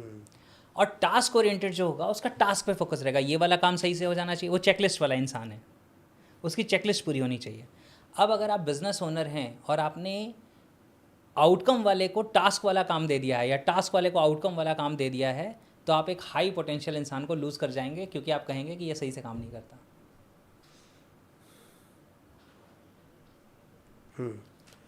बिल्कुल राइट, मैं अपनी टीम में खो गया था कि कौन क्या कर रहा है। इसी तरीके से आप इसे कह सकते हैं ग्लोबल वर्सेस डिटेल भी कहते हैं। अच्छा, इसे कई बार ग्लोबल का मतलब होता है जो ओवरऑल देख रहा है सब कुछ, और डिटेल का मतलब जिसको अकाउंटेंट की तरह हर चीज़ की डिटेलिंग चाहिए। अगर आपने डिटेल वाले को टॉप पे बैठा दिया और ग्लोबल वाले को नीचे बैठा दिया तो आपने अपनी टीम खुद ही मार ली। क्यों? क्योंकि जो ऊपर वाला है वो इतनी डिटेल मांगेगा सबसे कि नीचे वाला पागल हो जाएगा उसको डिटेल दे के। तो ऊपर किसको बैठाना है? जो ग्लोबल वाला है, जो ओवरऑल देख रहा है। और नीचे किसको बैठाना है? जो डिटेल वाला है, जिसको ये चाहिए कि एक एक काम मुझे मैच करके चाहिए कि ये ऐसे होगा, ऐसे होगा, ऐसे होगा। तब आप अपनी टीम में राइट स्ट्रक्चर डाल पाएंगे। अदरवाइज़ क्या होगा अगर स्विच हो गई है दोनों, क्योंकि अगर जानकारी नहीं है, कितने बिजनेस ओनर्स को इन चीज़ों की अंडरस्टैंडिंग है? कई बार नहीं है। और अगर नहीं है तो होगा क्या? गलत जगह पे गलत इंसान को प्लांट आपने कर दिया है, और उसके बाद फिर आप कह रहे हैं मेरी टीम इनइफेक्टिव है। यस, तो ये है मेटा प्रोग्राम का जादू। अगर हम इसे समझते हैं और हम अपनी कम्युनिकेशन उस अकॉर्डिंग करते हैं, हम इस तरह से लोगों को मैनेज करते हैं, तो हम बहुत अच्छा आउटपुट निकाल सकते हैं, यकीनन। और सेल्स में भी ये सारी चीज़ें काम करेंगी। जब आप सेल्स पे काम कर रहे हैं, जैसे मैंने आपको उसका बताया कि फ्रेम ऑफ रेफरेंस, आपको कैसा फील होगा, दूसरों को कैसा फील होगा। पेन एंड प्लेजर, सर आप ये लेंगे, आपकी ज़िंदगी में क्या बेनिफिट्स आएंगे, आपकी कौन सी प्रॉब्लम्स सॉल्व हो जाएंगी। तो इस तरीके से मेटा प्रोग्राम्स जो हैं वो इम्पैक्ट करते हैं। और भी बहुत सारे होते हैं, लेकिन सारी डिटेल में जाएंगे तो वो मैं सर पॉडकास्ट के बाद आपको उससे पूछूंगा। बिल्कुल बिल्कुल। सर ये फ्रेम ऑफ रेफरेंस की जो आपने बात करी ना, मेटा प्रोग्राम है एक तरह का फ्रेम ऑफ रेफरेंस। कुछ है सेल्फ ड्रिवन, यार मुझे तो पसंद आया ना काम अपना, मुझे तो सेटिस्फेक्शन है ना, मैं खुश। बिल्कुल बिल्कुल। दूसरे हैं अदर्स ड्रिवन। क्या रेशो होती होगी इनकी कुछ? क्या दुनिया में इतने % तो सेल्फ ही रहते हैं, इतने % रेशो अदर्स? देखिए, अगर हम कहें ना तो अदर्स वाले ज़्यादा होते हैं, ज़्यादा होंगे। सेल्फ वाले थोड़े कम होते हैं, क्योंकि सेल्फ वाले जो लोग हैं ये जनरली दुनिया में लीडर्स बनते हैं। ओ यस, मैं वही जी हाँ, जी। इनके अंदर लीडरशिप वाला एटीट्यूड होता है, क्योंकि इन्हें होता है दुनिया क्या कहती है, नहीं कहती है, कोई बात नहीं, मुझे तो पता है ना। एब्सोल्युटली। तो इनका जो मोटिवेशन भी आ रहा है ना वो सेल्फ से आ रहा है, उनका अदर्स से मोटिवेशन नहीं आता उतना। अदर्स अप्रिशिएट करें अच्छी बात है, नहीं भी करेंगे तो कोई बात नहीं, चलेगा, मुझे तो पता है ना, मैं तो कर रहा हूँ ना। जितने आप एंटरप्रेन्योर्स को देख लीजिए, जब वो कोई भी काम शुरू करते हैं तो दुनिया तो उन्हें क्रिटिसाइज ही करती है, पर वो करते हैं, मजे में करते हैं। हाँ, क्योंकि वो क्या कहते हैं कि ये मैंने डिसाइड किया है ना, मेरा काम है ना, मुझे करना है ना। सही बात है, मेरा बेबी है, मुझे पालना है। बिल्कुल बिल्कुल। तो क्या इसका ये इन्फ्रेंस निकाल लें हम, मैं ऑडियंस की अंडरस्टैंडिंग के लिए जान के इसको थोड़ा सा और डिग डीप कर रहा हूँ कि फ्रेम ऑफ रेफरेंस में जो सेल्फ वाला बंदा है उसके हाई प्रोबेबिलिटी है सक्सेसफुल होने की, लीडर बनने की, और जो अदर वाला बंदा है उसकी लेस प्रोबेबिलिटी है? नहीं, ऐसा नहीं है। ये इस बात पे डिपेंड करता है, मतलब सक्सेसफुल बनने या नहीं बनने की डायरेक्ट हम प्रोबेबिलिटी नहीं कह सकते। किसी किसी का अदर्स का रीज़न बहुत स्ट्रांग हूँ बन के उसको लीडर बना सकता है। हाँ, मैं ये काम करूँगा, दुनिया मुझे इस चीज़ के लिए जानेगी, पॉजिटिव सेंस में वो उसको कहीं पे भी ले जा सकता है। ओह, तो इसको इस वजह से जो इसके ऊपर वाले लेवल पे बैठा है उसको ये चीज़ों की जानकारी अगर अच्छी होगी तो वो अपने लोगों से सही तरीके से काम करा लेगा। कई बार अदर्स का रीज़न हो सकता है, मैं अपनी टेररिस्ट कम्युनिटी के लिए अपने काम करते हैं, जी, टेररिस्ट, हाँ बिल्कुल बिल्कुल वो बिल्कुल। अपने लिए नहीं काम करते। जी कई जी बार जी जी जी। वो अपनी कम्युनिटी के लिए काम करते हैं। वो कहते हैं वो मेरा मकसद है, मेरी कम्युनिटी है, मुझे उसको ये चीज़ देनी है ना। दूसरे मेरे बारे में क्या कहेंगे, मेरा नाम याद रखेंगे। मैं मेरा तो नाम है। इस ईगो को तोड़ने के लिए एक स्टेटमेंट यूज़ करता हूँ। जैसे लोग बहुत बार कहते हैं ना कि मेरे जाने के बाद दुनिया मुझे किस नाम से जानेगी। मैं कहता हूँ किसी भी नाम से जाने, तुम्हें कैसे पता चलेगा? तुम तो गए, तुम तो गए तो तुम्हें कहाँ पता चलेगा? दुनिया दूसरों को पता चलेगा, उससे तुम्हें फ़र्क कैसे पड़ेगा? कुछ भी नहीं। कुछ भी नहीं फ़र्क पड़ने वाला। तो भाई अपनी इस ज़िंदगी में अपने अकॉर्डिंग काम कर लो। Oh yes, meta programs. Hypnosis के ऊपर वेद भाई बहुत सारी बातें करनी है, तो ये pre hypnotic suggestions, hypnotic languages, ये लास्ट में करें या अभी भी ले कर लें? सकते हैं। अभी कर लें। हाँ हाँ, तो क्या है हिप्नोसिस देखिए, और सेल्स से रिलेटेड कैसे? हाँ सेल्स से रिलेटेड ही हम बात करेंगे क्योंकि हिप्नोसिस अपने आप में वो भी एक बहुत वास्ट और बहुत बड़ा टॉपिक है। देखिए हिप्नोसिस बेसिकली क्या होता है। हिप्नोसिस एक वर्ड से बनाया है जिसको कहते हैं हिप्नोज। हिप्नोज एक ग्रीक वर्ड है, इसका मतलब होता है स्लीप, अच्छा, यानी कि नींद। तो हिप्नोसिस एक तरह की नींद है, यानी एक तरह का एक ऐसी स्टेट है जिसको अगर डेफिनेशन वाइज हम बोलें तो हम इसे कहते हैं altered state of awareness. Oh, altered state of awareness where a person is highly suggestible, यानी एक ऐसी स्टेट ऑफ अवेयरनेस जिसमें वो इंसान हाईली सजेस्टेबल है। उसको आप कोई सजेशन देंगे तो उसके मानने के चांसेस बहुत ज़्यादा है, और सेल्स में इसका रोल है, रोल है, बिल्कुल है। राइट। तो क्या होता है कि तो हिप्नोसिस का मतलब है एक ऐसी स्टेट क्रिएट करना, एक इंसान को एक ऐसी स्टेट में लेके जाना जिसमें वो आपके सजेशंस को ज़्यादा मान रहा है, राइट। जी, तो अगर किसी इंसान के पास हिप्नोटिक लैंग्वेज पैटर्न्स की मास्टरी है, यानी कि वो अपने शब्दों को इस तरह से यूज़ कर सकता है कि सामने वाले के अटेंशन को अल्टर्ड कर दे, यानी कि वो जैसा कह रहा है सामने वाला उसके अकॉर्डिंग सोचने लगे, उसकी बात को ज़्यादा वैल्यू देने लगे, इंपॉर्टेंस देने लगे, और उस सिचुएशन में अगर वो कोई सजेशन देता है तो इस बात के चांसेस बहुत ज़्यादा हैं कि वो सजेशन को मान लेगा। हिप्नोसिस का मतलब कंट्रोल नहीं होता, हिप्नोसिस का मतलब इन्फ्लुएंस होता है। मतलब हिप्नोसिस से आप किसी को कंट्रोल नहीं करते, उसको इन्फ्लुएंस करते हैं, राइट। जी, जो जेन्युइनली हिप्नोसिस है उसकी मैं बात कर रहा हूँ। तो क्या होता है कि जैसे उसमें हिप्नोसिस में बहुत सारे तरह के लैंग्वेज पैटर्न होते हैं। तो एक मैं एग्जांपल देता हूँ आपको, जैसे प्री हिप्नोटिक सजेशन। तो प्री हिप्नोटिक सजेशन क्या होता है कि आप सामने वाला क्या करेगा अगर आप ये उसे पहले से ही बता देते हैं, रैपो में रहते हुए। हिप्नोसिस के लिए रैपो का होना बहुत ज़रूरी है। अगर रैपो नहीं है तो आपकी हिप्नोटिक लैंग्वेज काम नहीं करेगी, कभी भी नहीं। ठीक है। क्योंकि अगला इंसान अगर बहुत कॉन्शियस है और वो बहुत लॉजिक के साथ बैठा है तो वो आपके हर बात को क्वेश्चन कर देगा। लेकिन अगर आपने रैपो इस्टेब्लिश किया, वो आपके साथ ट्यूनिंग में है, अब आप लीड कर रहे हैं उसको, और अगर तब आप हिप्नोटिक लैंग्वेज यूज़ करते हैं, राइट। तो जैसे सपोज़ करिए किसी भी तरह के सेल्स की बात कर लेते हैं। सपोज़ करो एक पर्सन है, इंश्योरेंस इंडस्ट्री में है, और वो आप उसके पास गए हैं और आप उससे बात कर रहे हैं, और सपोज़ करिए कि आप उसको टर्म इंश्योरेंस आप उसके पास लेके गए। मैं एक एग्जांपल ले रहा हूँ। अब अगर उस पर्टिकुलर टाइम पे आप उसको प्री हिप्नोटिक्स, आपने रैपो बिल्ड कर ली पहले, आप उसके साथ एक अच्छी ट्यूनिंग में आ गए, और उसके बाद आप उसके साथ प्री हिप्नोटिक सजेशंस यूज़ करते हैं। यानी आप पहले आप उसकी लैंग्वेज सुन लेते हैं, उसमें से कीवर्ड्स को आपने पकड़ लिया। सपोज़ करिए वो अपनी फैमिली सिक्योरिटी के लिए कंसर्न्ड है, आपने वो बात उससे कर ली है। अब आप उसको प्री हिप्नोटिक सजेशन देते हैं, यानी कि आप कहते हैं कि सर देखिए, जो लोग आपके जैसे होते हैं ना, जो अपनी फैमिली के लिए कंसर्न्ड होते हैं, वो एक्चुअली ये चीज़ सोचते हैं कि मेरे ना रहने पे मेरी फैमिली के कितने अमाउंट से उनकी ज़िंदगी अगले कुछ सालों तक अच्छे तरीके से चल सकती है, जितने में बाकी चीज़ें सेटल हो जाएंगी। तो उस कैलकुलेशन के अकॉर्डिंग लोग फिर जो इंश्योरेंस लेना है उसका डिसीज़न लेते हैं। अभी मैंने ये सिर्फ बात कही है, लेकिन this is pre hypnotic suggestion, right. क्योंकि अभी मैंने ये कहा नहीं कि आप कर लो, लेकिन सामने वाला पर्सन अब ये करने के बारे में सोचने लगा कि अच्छा मुझे क्या करना है, मुझे ये देखना है कि मेरी फैमिली को कितने सालों के लिए अमाउंट की ज़रूरत है, कितने अमाउंट की ज़रूरत है, और आपने उसको ये कहा नहीं कि करो। आप ये कह रहे हैं कि जो लोग अपनी फैमिली के लिए कंसर्न्ड होते हैं वो ऐसा ऐसा करते हैं। बढ़िया। राइट। तो हिप्नोटिक लैंग्वेज को हम कहते हैं वेग लैंग्वेज, अनक्लियर लैंग्वेज। इसमें मैंने क्लियरली नहीं कहा कि आप सोचो। एक सेल्समैन जिसको इन चीज़ों की जानकारी नहीं है वो बोलेगा सर आप बताओ आपको क्या लगता है आपकी फैमिली को कितना अमाउंट की ज़रूरत पड़ेगी, उसका कैलकुलेशन बना देता हूँ सर, वो इस प्लान से आएगा। अब वो कनेक्ट ही नहीं करता उसके साथ, कभी भी नहीं करेगा। लेकिन आप इस तरह से अगर बात करते हैं तो वो कनेक्ट करेगा।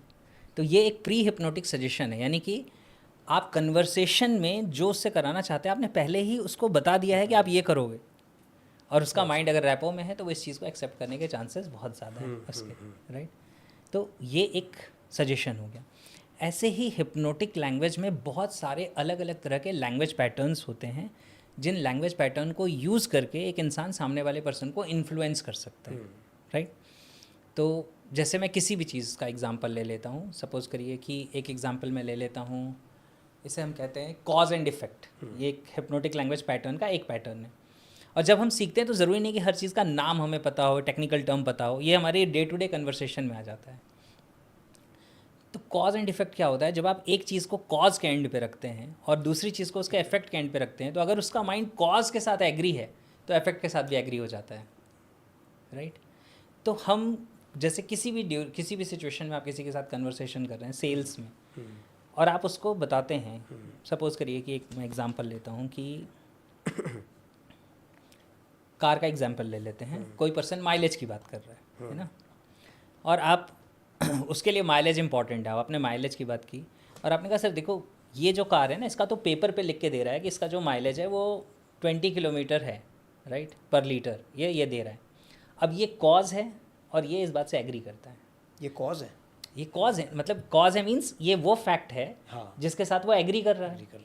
अब आप क्या कहते हैं, और इसी वजह से सर वो लोग जो इकोनॉमिकली अपनी गाड़ी को ड्राइव करना चाहते हैं वो इस गाड़ी को चूज़ करें। इफेक्ट।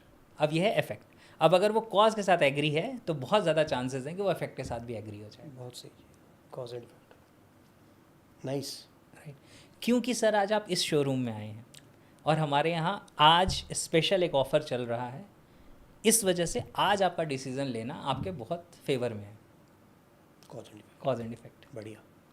क्योंकि प्रेजेंट रियलिटी की आपने बात कर ली। ये कॉज एंड इफेक्ट रैपो के लिए भी बहुत ज़्यादा यूज़ किया जाता है। राइट। अंकित जी आपका ब्लेज़र बहुत बढ़िया है, ये चेक्स वाला जो है ना, ये स्टाइल मुझे बहुत अच्छा लगता है और लाइट कपड़ों का है, मतलब ये हर वेदर में काम आता होगा। और मुझे लगता है इस तरह की पर्सनैलिटी वाले जो लोग होते हैं उनमें कुछ अलग ही बात होती है। Rapport build, cause and effect. क्योंकि जो पहले लेवल पे मैंने कहा उसके साथ आपका माइंड एग्री है, तो बाद में जो मैं कह रहा हूँ उसके साथ माइंड एग्री होने के चांसेस बहुत ज़्यादा हैं। ऑसम। मुझे एक इंसिडेंस याद आ रहा है वेद सर, बताइएगा ये यहाँ पर फिट बैठ रहा है कि नहीं कॉज एंड इफेक्ट में। एक मैंने अभी लीड क्लोज करी थी, they are the big MNCs, काफ़ी बढ़िया MNC नहीं बोलूँगा बट इंडिया में बहुत बड़ा ब्रांड है, इंडियन ब्रांड है। उनकी सेल्स टीम के ट्रेनिंग कराने की लीड क्लोज करी है मैंने, उनके MD के साथ में बैठा था। He is around 58-59 year old guy. I respect him a lot, मतलब बहुत मानता हूँ मैं उनको, काफ़ी टाइम से फॉलो कर रहा था। कुछ अभी 1 महीना पहले मैंने लीड क्लोज करी है वो।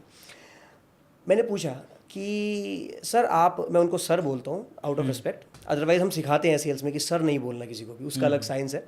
तो मैं उनको सर बोलता हूँ। मैंने पूछा सर आपने आज से पहले ट्रेनिंग कराई है? आप मेरे से बात कर रहे हैं, ट्रेनिंग की बातें कर रहे हैं, इतने सारे लोग हैं अपने पास, 250 लोग हैं सेल्स टीम में। हाँ कराई है अंकित। मैंने कहा कौन थे? कि वहाँ से गुजरात से आए थे। कितने टाइम के लिए? हाँ वो 1 डे की ट्रेनिंग थी। उसके बाद क्या हुआ? अरे अंकित उसके बाद तो कुछ हुआ ही नहीं, क्योंकि उन्होंने कुछ हैंड होल्ड सपोर्ट दिया नहीं, उसके बाद कुछ उनको सिखाया नहीं, इंप्लीमेंट कराया नहीं, इसलिए कुछ इफेक्ट आया नहीं। मैंने पकड़ी उनकी बात को, तो इस बात को फिर उन्होंने एग्री करा कि मैंने कहा सर यही कारण है, उनमें कोई बुराई नहीं थी, वो बहुत अच्छे ट्रेनर होंगे जो भी आए थे, पर हम अलग क्यों हैं? Because we are not just sales trainers, हम लोग एंड टू एंड सोल्यूशन दे रहे हैं। सोल्यूशन क्या? कि डे 1 पे सिखाएंगे, डे 2 से लेके जब तक आप कहेंगे तब तक उनको हैंड होल्ड करके इम्प्लीमेंट कराएंगे। सर रिजल्ट नहीं आएगा? ऐसा हो ही नहीं सकता रिजल्ट ना आए जब इम्प्लीमेंट करा रहे होंगे। कहते हाँ यही कारण रहा था। तो शायद ये कॉज एंड इफेक्ट वाली बात फिट बैठ रही है यहाँ पर। हाँ, इसमें कॉज एंड इफेक्ट वाली भी बात है और इसमें आपने जो उनके कंसर्न को एड्रेस किया वो वाली बात भी है, राइट। और साथ के साथ में इसमें एक और चीज़ है कि जो आपने उनको ये कहा ना, आपने उनको एक ऑप्शंस दे दिए, राइट, इसको हम कहते हैं डबल बाइंड कई बार, राइट। यानी आपने उनको बताया कि उन्होंने ऐसा ऐसा किया था, उसका कॉन्सिक्वेंस ये रहा, अब अगर इसकी जगह हम ऐसा ऐसा करेंगे तो इसका कॉन्सिक्वेंस ये रहेगा। तो आपने उनके माइंड में एक न्यू पिक्चर प्लांट कर दी और उसको जस्टिफाई कर दिया। करेक्ट। तो वो उनका माइंड उससे इफेक्ट से सेटिस्फाई हो गया Absolutely. कि दिस इज़ द कॉज कि हम करेंगे और हैंड होल्डिंग भी देंगे और इफेक्ट ये आएगा कि सेल्स तो होगी ही होगी। बिल्कुल। Thank you. अमेजिंग, आपके साथ बात करके मुझे कितनी सारी चीज़ें सीखने को मिली। अरे sir, you being so humble. अरे इसके अलावा एक बहुत बड़ी चुनौती है, चाहे बिजनेस ओनर खुद सेल कर रहा है या फिर वो सेल्स टीम से सेल कर रहा है, सबसे बड़ी चुनौती, one of the biggest hurdles, that is objection handling. Objection आया साहब, हैंडल नहीं हो पा रहा है। ऑब्जेक्शन आया प्राइस का, हमारा बंदा क्या कर रहा है, सर मैं 10 रुपये की चीज़ दे रहा हूँ, यार मुझे ओवर में 8 रुपये की मिल रही है, 8 रुपये की मिल रही है, और सर मैं ट्राई करता हूँ। वो पूरी जान लगा देगा 8 रुपये प्राइस मैच कराने के लिए। तो खैर वो सेलिंग की साइंस हम लोग सिखाते हैं। ऑब्जेक्शन हैंडलिंग NLP के अंदर कैसे इसको इम्प्लीमेंट करें, ऑब्जेक्शन हैंडलिंग को कैसे करें सर? देखिए क्या है ना, देखिए मज़ेदार चीज़ बताता हूँ जी। मैंने अपने बहुत इनिशियल डेज में सीखी थी कि हम कहते हैं कि मनुष्य एक विचित्र प्राणी है और वो कारणों के पीछे का कारण नहीं बताता है। कारणों के पीछे का कारण नहीं बताता है। तो जनरली जो फर्स्ट लेवल पे ऑब्जेक्शन होता है, हाँ, वो रियल ऑब्जेक्शन होता ही नहीं है। वो ट्रू, ऑब्जेक्शन उसके पीछे छिपा हुआ होता है। और जनरली जब लोगों को इन चीज़ों की नॉलेज नहीं होती तो वो फर्स्ट लेवल के ऑब्जेक्शन को सॉल्व करते हैं जो रियल ऑब्जेक्शन है ही नहीं। वाह। तो हमें क्या करना होता है, हमें रियल ऑब्जेक्शन तक पहुंचना होता है। तो इस चीज़ के लिए NLP में जिस मॉडल को हम यूज़ करते हैं, लैंग्वेज पैटर्न को यूज़ करते हैं, उसे कहते हैं मेटा मॉडल। मेटा का मतलब हिडन। तो ये वो मॉडल है, ये वो आर्ट ऑफ आस्किंग क्वेश्चंस है जिससे हम किसी के सबकॉन्शियस में रियल में ऑब्जेक्शन क्या छिपा हुआ है हम वहाँ तक पहुँच सकते हैं। बिल्कुल। और वहाँ पे जाके हम सॉल्व कर सकते हैं उस ऑब्जेक्शन को। राइट। तो ये करते कैसे हैं, इसी चीज़ को हमें समझने की ज़रूरत है, इसी चीज़ को हमें इम्प्लीमेंट करने की ज़रूरत है। राइट। तो जैसे सबसे पहले, ये तो आपने बहुत बार सेल्स में सिखाया होगा, मैं ऑलरेडी जानता हूँ, तो लेकिन फिर भी सबसे पहले तो क्वेश्चन ये पूछना चाहिए जो बहुत ही अच्छा क्वेश्चन है। जैसे ही कोई इंसान ऑब्जेक्शन बताता है उसकी बात को सुन लीजिए, समझ लीजिए, उसके बाद कहिए अच्छा सर ये कारण है या इसके साथ कोई और भी कारण है। तो जैसे आपने बोला कि कॉस्टिंग 10 रुपीज़ है 8 रुपीज़ है, तो इस वजह से ये नहीं हो रहा, तो आप उनसे पूछिए कि सर जो कॉस्टिंग है ये हम आपको 10 ऑफ़र कर रहे हैं, वो आपको 8 ऑफ़र कर रहा है, यही कारण है या इसके अलावा भी कोई और रीज़न है। अगर आप रैपो में हैं तो बहुत ज़्यादा चांसेस हैं कि वो बता देगा, वो आपको रिवील कर देगा कि इसके अलावा भी हो सकता है। वो आपको जो 8 रुपये है वो इसलिए कह रहा है क्योंकि उसको कहीं और 9 में डील मिल रही है, वो आपसे 8 में डन कराना चाहता है। बिल्कुल, ये हो सकता है।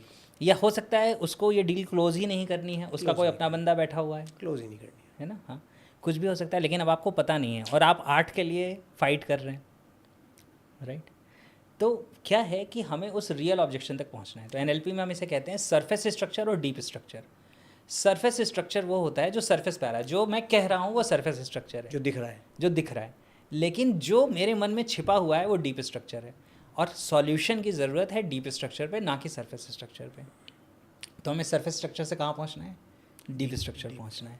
तो डीप स्ट्रक्चर तक पहुँचने के लिए हमें सवाल पूछने पड़ेंगे, कुछ सवाल जिससे हम ये समझ सकें कि उसके मन के अंदर क्या छिपा हुआ है या उसका रियल ऑब्जेक्शन जो है वो है क्या।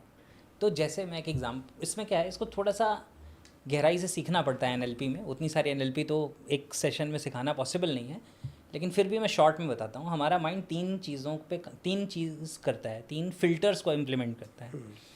एक होता है डिलीशन, एक होता है डिस्टॉर्शन और एक होता है जनरलाइजेशन। हमारा माइंड ये 3 फिल्टर्स को इम्प्लीमेंट करता है। ओके। जब भी हम कोई परसेप्शन क्रिएट करते हैं ना, जैसे बाहर की दुनिया है, ये एक्सटर्नल वर्ल्ड है। जब हम एक्सटर्नल वर्ल्ड से इंटरनल वर्ल्ड क्रिएट करते हैं तो हमारा माइंड इस इन्फॉर्मेशन को ऐसे कैसे रिप्रेजेंट नहीं करता। इसमें कुछ चीज़ों को डिलीट कर देता है, कुछ को डिस्टॉर्ट कर देता है। डिलीट का मतलब कुछ चीज़ों को लेफ्ट आउट कर देगा, छोड़ देगा। डिस्टॉर्ट का मतलब है जो जैसा है उसको वैसे नहीं रख के कुछ बदल देगा। राइट। और जनरलाइजेशन का मतलब होता है हमारे कुछ एक्सपीरियंसेस को या किसी बिलीफ को एक्सपैंड कर देगा कि हर बार ऐसा ही होता है। तो जब लोग सरफेस स्ट्रक्चर दे रहे हैं तो वो आपको वो इन्फॉर्मेशन दे रहे हैं जो डिलीटेड है, डिस्टॉर्टेड और जनरलाइज्ड है। अगर आप ये सीख जाएं कि डिलीशन को कैसे रिवर्स करना है, डिस्टॉर्शन को कैसे रिवर्स करना है, जनरलाइजेशन को कैसे रिवर्स करना है, तो आप वहाँ पहुँच जाएंगे जो उसके मन में छिपा हुआ था। तो मेटा मॉडल वो साइंस है जो हमें सिखाता है कि डिलीशन को कैसे रिवर्स करना है, डिस्टॉर्शन को कैसे रिवर्स करना है और जनरलाइजेशन को कैसे रिवर्स करना है जी। तो इसके एक एक एग्जांपल मैं बता देता हूँ क्योंकि सारे तो बताना शायद इस सेशन में एक सेशन में पॉसिबल नहीं होगा जी। जैसे कोई कहता है कि अरे यार वो जो दूसरा प्रोडक्ट है ना उसमें तो इससे ज़्यादा फीचर्स हैं। ऑब्जेक्शन है। ऑब्जेक्शन है। अब क्या है कि इस ऑब्जेक्शन में अभी उसने बोला कि उस दूसरे प्रोडक्ट में आपके प्रोडक्ट से ज़्यादा फीचर्स हैं। कौन से ज़्यादा फीचर्स उसने बताया नहीं, यानी कि ये इन्फॉर्मेशन क्या है, डिलीटेड है। अब आप पूछते हैं कि सर बहुत बढ़िया बात है, हर कंपनी के हर प्रोडक्ट के अपने पोटेंशियल्स होते हैं, क्या मैं जान सकता हूँ कि उसमें ऐसे कौन से फीचर्स हैं जो ज़्यादा स्पेसिफिक हैं जो आपको लगता है कि हमारे प्रोडक्ट में नहीं है, और आपको अपने प्रोडक्ट की जितनी नॉलेज है उतनी सामने वाले को नहीं है। बिल्कुल नहीं। अब आप जैसे ही उसके डिलीशन को रिवर्स करते हैं, अब वो आपको कुछ चीज़ें बताएगा और हो सकता है उसको पता ही नहीं कि ये फीचर्स तो आपके प्रोडक्ट में भी हैं, या उसके बाद आप बता सकते हैं सर ये तो हमारे में है ही, इसके अलावा ये और भी हैं। तो जैसे आपने डिलीशन को रिवर्स किया और आपने उसके माइंड के अंदर जो चीज़ पड़ी हुई है उसको एड्रेस किया और बताया, तो अब ऑब्जेक्शन हैंडल हो गया। यानी कि इस बात के चांसेस बहुत ज़्यादा हैं कि अब आप उसको सेटिस्फाई कर पाएंगे। ऐसे ही डिस्टॉर्शन का देख लेते हैं जी। डिस्टॉर्शन का मतलब क्या होता है कि जब हम किसी एक चीज़ को किसी दूसरी चीज़ में कन्वर्ट कर देते हैं। जैसे कई बार ऐसा होता है रिलेशनशिप में कि अंकित भाई आपने मेरा फ़ोन नहीं उठाया, आप तो मुझे इग्नोर कर रहे हो। सुना होगा आपने ये स्टेटमेंट। अब क्या होता है कि जब मैं ये कह रहा हूँ कि आपने मेरा फ़ोन नहीं उठाया तो ये फैक्ट है, लेकिन जब मैं ये कह रहा हूँ इसका मतलब आप मुझे इग्नोर कर रहे हो, तो ये रियलिटी नहीं है। रियलिटी तो सिर्फ इतनी थी कि आपने मेरा फ़ोन नहीं उठाया, मैंने इसको मीनिंग ये दी कि आप मुझे इग्नोर कर रहे हो। तो ये जो पर्टिकुलर चीज़ है ये डिस्टॉर्शन है, यानी कि था कुछ और मैंने इसको बना के कुछ और समझा। बिल्कुल ठीक है। तो क्या होता है कि सेल्स में भी यही चीज़ हो रही है। कई बार वो इंसान किसी इन्फॉर्मेशन को डिस्टॉर्ट कर दे रहा है। करेक्ट। यार आपकी जो कंपनी है ना वो तो ट्रस्टवर्दी ही नहीं है। अब आप सारी रेपुटेशन बिल्ड करने के बाद अनईजी हो गए कि यार मेरी कंपनी तो ट्रस्टवर्दी नहीं है, लेकिन आप ये नहीं पूछा कि कैसे। एब्सोल्युटली, वो जनरलाइज्ड बात बोल रहा है। तो अब क्या पूछना है यहाँ पे, उस डिस्टॉर्शन को रिवर्स करना है। उसने किस चीज़ को ये समझ लिया कि ट्रस्टवर्दी नहीं है। अब आप उससे ये सवाल पूछिए कि सर मैं आपके पॉइंट ऑफ व्यू को रिस्पेक्ट करता हूँ, और अगर ऐसा है तो मैं वाकई में अपनी कंपनी को फीडबैक भी दूंगा, मैं समझने की कोशिश भी करूँगा कि भाई आपको या आपके जैसे अच्छे लोगों को ये नुकसान या ये दिक्कत कभी ना आए, लेकिन सर मैं ये जानना चाहूँगा कि मेरी कंपनी ने ऐसा क्या किया जिसकी वजह से आपको लगता है ये ट्रस्टवर्दी नहीं है। अब वो बताएगा जिसको उसने ये मीनिंग दी कि ये ट्रस्टवर्दी नहीं है। बिल्कुल ठीक। और जब आपको वो रूट कॉज पता चल गया, अब आप उस रूट कॉज के ऊपर बात कर सकते हो, बहुत ईजिली हिट कर सकते हो, हिट द बुल्सआई, और ऑब्जेक्शन खत्म। ऑब्जेक्शन खत्म। तो मैंने डिलीशन बताया, डिस्टॉर्शन बताया, ये एक एक एग्जांपल बता रहा हूँ, ऐसे बहुत सारे हैं, राइट। मतलब ये बहुत गहरा साइंस है, हम एक एक लेके चल रहे हैं। अब जनरलाइजेशन को, अरे यार सारी कंपनियां तो इसी तरह की बात करती हैं, सारी कंपनियों के तो प्रोडक्ट्स ऐसे ही हैं, सभी कंपनी तो यही सर्विस दे रही हैं। अब ये जनरलाइजेशन है। करेक्ट। तो इस जनरलाइजेशन को हम रिवर्स करते हैं कैसे सर, एग्जैक्टली या हम कई बार ऐसे पूछते सर सभी कंपनियां। अब जैसे ही आप कहोगे सभी कंपनियां, वो एकदम से अरे नहीं मतलब ज़्यादातर। सर एग्जैक्टली किन कंपनियों की बात कर रहे हैं, क्योंकि उसके पास उतनी डिटेलिंग नहीं है जितनी डिटेलिंग आपके पास है। तो जैसे ही आप उसके जनरलाइजेशन को क्वेश्चन करेंगे, आप उस स्पेसिफिक पे पहुंच जाएंगे जहां पे उसका ऑब्जेक्शन अटका हुआ है। क्योंकि कहीं ना कहीं वो जो फीचर सोच रहा है या जो देख रहा है उसको लग रहा है सब तो वही कर रहे हैं, लेकिन जब आप उस पर पहुंच जाएंगे और आप कहेंगे कि हमारी कंपनी ये प्रोडक्ट या ये सर्विस इस तरह से दे रही है, तो अब उसका जो ऑब्जेक्शन है वो ख़त्म हो गया। क्योंकि वो इंसान अगर आपसे इंटरेक्ट कर रहा है तो बेसिकली प्रोडक्ट या सर्विस चाहता है। बिल्कुल। वो अपना टाइम वेस्ट करने के लिए नहीं बैठा है आपके साथ में। लेकिन जनरली सेल्स में कई बार ऐसा होता है कि लोग ये सोचते हैं अरे सर वो तो क्लाइंट ही नेगेटिव है। वो नेगेटिव नहीं है, आपने उसके पॉजिटिव इंटेंशन को नहीं समझा। वो ऑब्जेक्शन इसलिए कर रहा है क्योंकि उसका ऑब्जेक्शन अगर क्लियर हो जाएगा तो वो ले लेगा। यस। तो हम कहते हैं ना, no is the first step in the direction of sales. तो जो सेल्स होने वाली है उसमें ना वो बोल रहा है, तो ये तो सबसे पहला पॉजिटिव साइन है। पॉजिटिव है, बिल्कुल। हमारे बंदे रोते हैं सर वो नेगेटिव बहुत है, अरे हम उसको पॉजिटिव नहीं कर पा रहे। एग्जैक्टली। तो ये जो है ये है Meta model of objection handling. Objection handling कि आप रियल ऑब्जेक्शन तक तो पहुंचो, वरना आप उसके अकॉर्डिंग काम करते रहेंगे और वो हर बार एक चीज़ के बाद दूसरी चीज़ से डिससेटिस्फाई हो जाएगा, दूसरी के बाद तीसरी से। आप कितने सॉल्व करोगे? आप पहुंचो तो कि उसे चाहिए क्या, मज़ा उसके मन में क्या छिपा है। जी बिल्कुल। और अगर ये रिवील हो गया तो फिर आप hitting the bull's eye, objection वहीं का वहीं क्लियर हो जाएगा, वहीं क्लियर किल हो जाएगा। लगभग ऐसा ही ये मेटा मॉडल मेरे लिए एकदम नया है, let me be very Frank. NLP हम लोग करते हैं बट इस लेवल पे नहीं करते हैं सेल्स के। तो इस लेवल पे this is next level. Deletion, distortion, generalization में डेफिनेटली आपसे जानना चाहूँगा after the podcast off stage कि कैसे हम लोग इसको करें। हम लोग क्या करते हैं ऑब्जेक्शन हैंडलिंग लगभग सेम तरीके से हम लोग सिखाते हैं। हम लोग MTNUT प्रिंसिपल सिखाते हैं। MTNUT, M stands for money, then time, need, urgency and last T stands for trust. जब वो बंदा बोल रहा है boss money is the problem, actually में प्रॉब्लम कुछ और ही है। एक्चुअली में प्रॉब्लम है last T, that is trust. वो बोल रहा है बॉस टाइम नहीं है अभी, प्रॉब्लम है ट्रस्ट। वो कह रहा है नीड ही नहीं है ट्रस्ट प्रॉब्लम है। वो कह रहा है अर्जेंसी नहीं है, देखते हैं बाद में करेंगे ना, प्रॉब्लम अर्जेंसी है ही नहीं, प्रॉब्लम ट्रस्ट है। तो घूम फिर के वही डिलीशन, डिस्टॉर्शन, जनरलाइजेशन, 3 फिल्टर्स। यानी कि जो आप कह रहे हैं कि ये जो प्रॉब्लम है वो उन चीज़ों को उसने डिलीट, डिस्टॉर्ट, जनरलाइज इस वजह से इस तरह से किया है कि वो ये नहीं कह रहा मुझे ट्रस्ट इशू, कभी नहीं कह रहा, वो कह रहा है कुछ और हमें वहाँ से पहुँचना है डीप तक। बिल्कुल। वो ऊपर सरफेस वाली इंफॉर्मेशन दे रहा है। हाँ। प्राइस ज़्यादा लग रहा है, प्राइस ज़्यादा बोल दो उसको चुपचाप। उसका रेपो ही नहीं बिल्ड हुआ उसके साथ, ट्रस्ट बिल्ड नहीं हुआ, तो नहीं कौन आके बैठ गया अजीब सा आदमी। ऐसा होता है सर। बिल्कुल बिल्कुल। मैं एक पर्सन से मिला था रियल एस्टेट में, उसने कितनी प्यारी बात कही। मैं तो सिर्फ मतलब देखने गया था, एक बहुत अच्छी प्रॉपर्टी बन रही थी, सोसाइटी बन रही थी। तो मैंने पूछा कि भाई क्या है आपकी कॉस्टिंग क्या है, तो उसने बताया कि 3-4 करोड़ से हमारा जो है वो 3 BHK 4 BHK स्टार्ट है।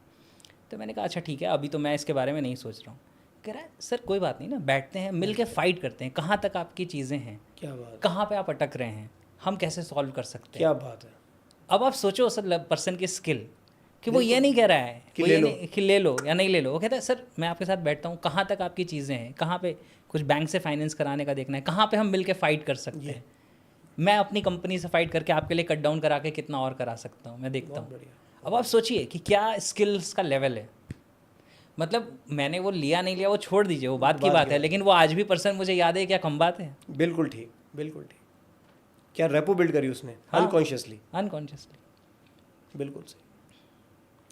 यही तो सेल्स का जादू है सर। मैं तो हमेशा बोलता हूँ कि सेल्स की जॉब में अगर आप हैं या फिर आप बिजनेस ओनर है, खुद के लिए सेल्स कर रहे हैं, आप अपना चेक अपने हाथ से लिखते हैं। This is the beauty of sales.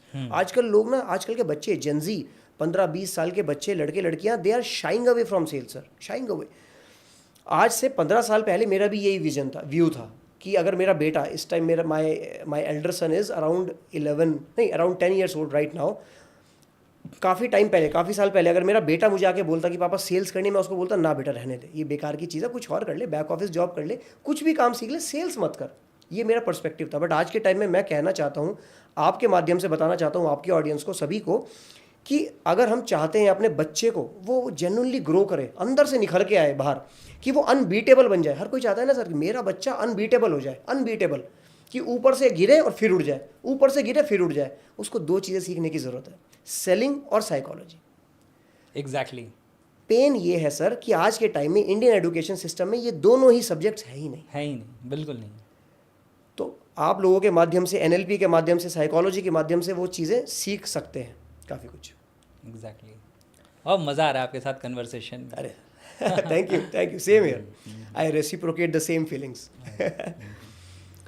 Objection handling done, dusted and clear. Anchoring, conditioning, anchor करके कैसे हम सामने वाले का सबकॉन्शियस चेंज कर सकते हैं, ये सेल्स में हमेशा से होता आया है।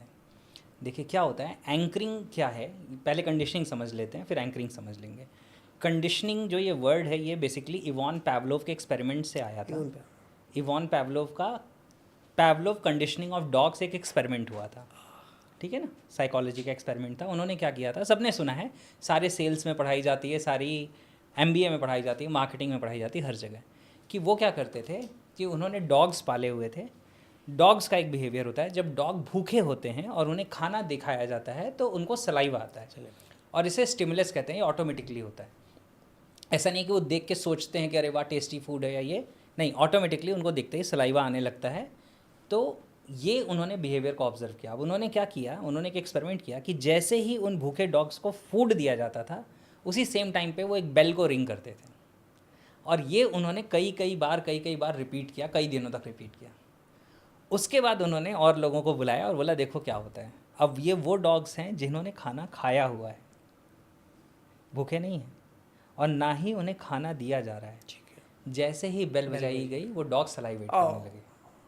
Yes yes yes. इसे कहते हैं कंडीशनिंग ऑफ ब्रेन। कंडीशनिंग, यानी कि ब्रेन ने क्या किया, जो रिस्पॉन्स उसका फूड के साथ था, हंग्री होने पे, वही रिस्पॉन्स उसका कनेक्ट हो गया बेल के साउंड के साथ में, जबकि दोनों का कोई लेना देना नहीं है। कोई लेन देन नहीं। ऐसा नहीं कि बेल बजाई जा रही है फिर खाना सर्व किया जा रहा है, नहीं, जैसे ही वो खाना देख रहे हैं बेल बज रही है। इसे कहते हैं कंडीशनिंग। अब एनएलपी क्या करता है, एनएलपी किसी भी साइकोलॉजी की चीज़ को स्टडी करता है तो वो कहता है कि हम इसे और फास्ट कैसे बना सकते हैं, और फास्ट कैसे बना सकते हैं। तो एनएलपी में इसी कॉन्सेप्ट को लिया गया, एंकरिंग का नाम दिया गया।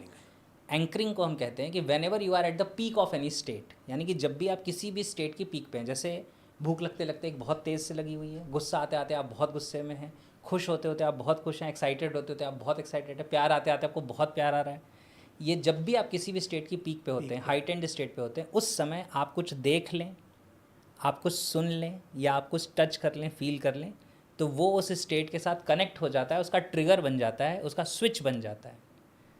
और जैसे ही वो उसका स्विच बन जाता है, नेक्स्ट टाइम आपको वो स्विच सिर्फ दबाया गया और आप उसी स्टेट में पहुंच जाते हैं। यानी कि जैसे सपोज़ करिए कि एक पर्सन है, एक हस्बैंड है, वो आज ऑफिस से आया है और ऑफिस में आज उसका बुरा दिन रहा है और वो बहुत परेशान, आज उसको बहुत फ्रस्ट्रेशन से भरा हुआ दिन रहा है उसका, वो भी घर आ रहा है।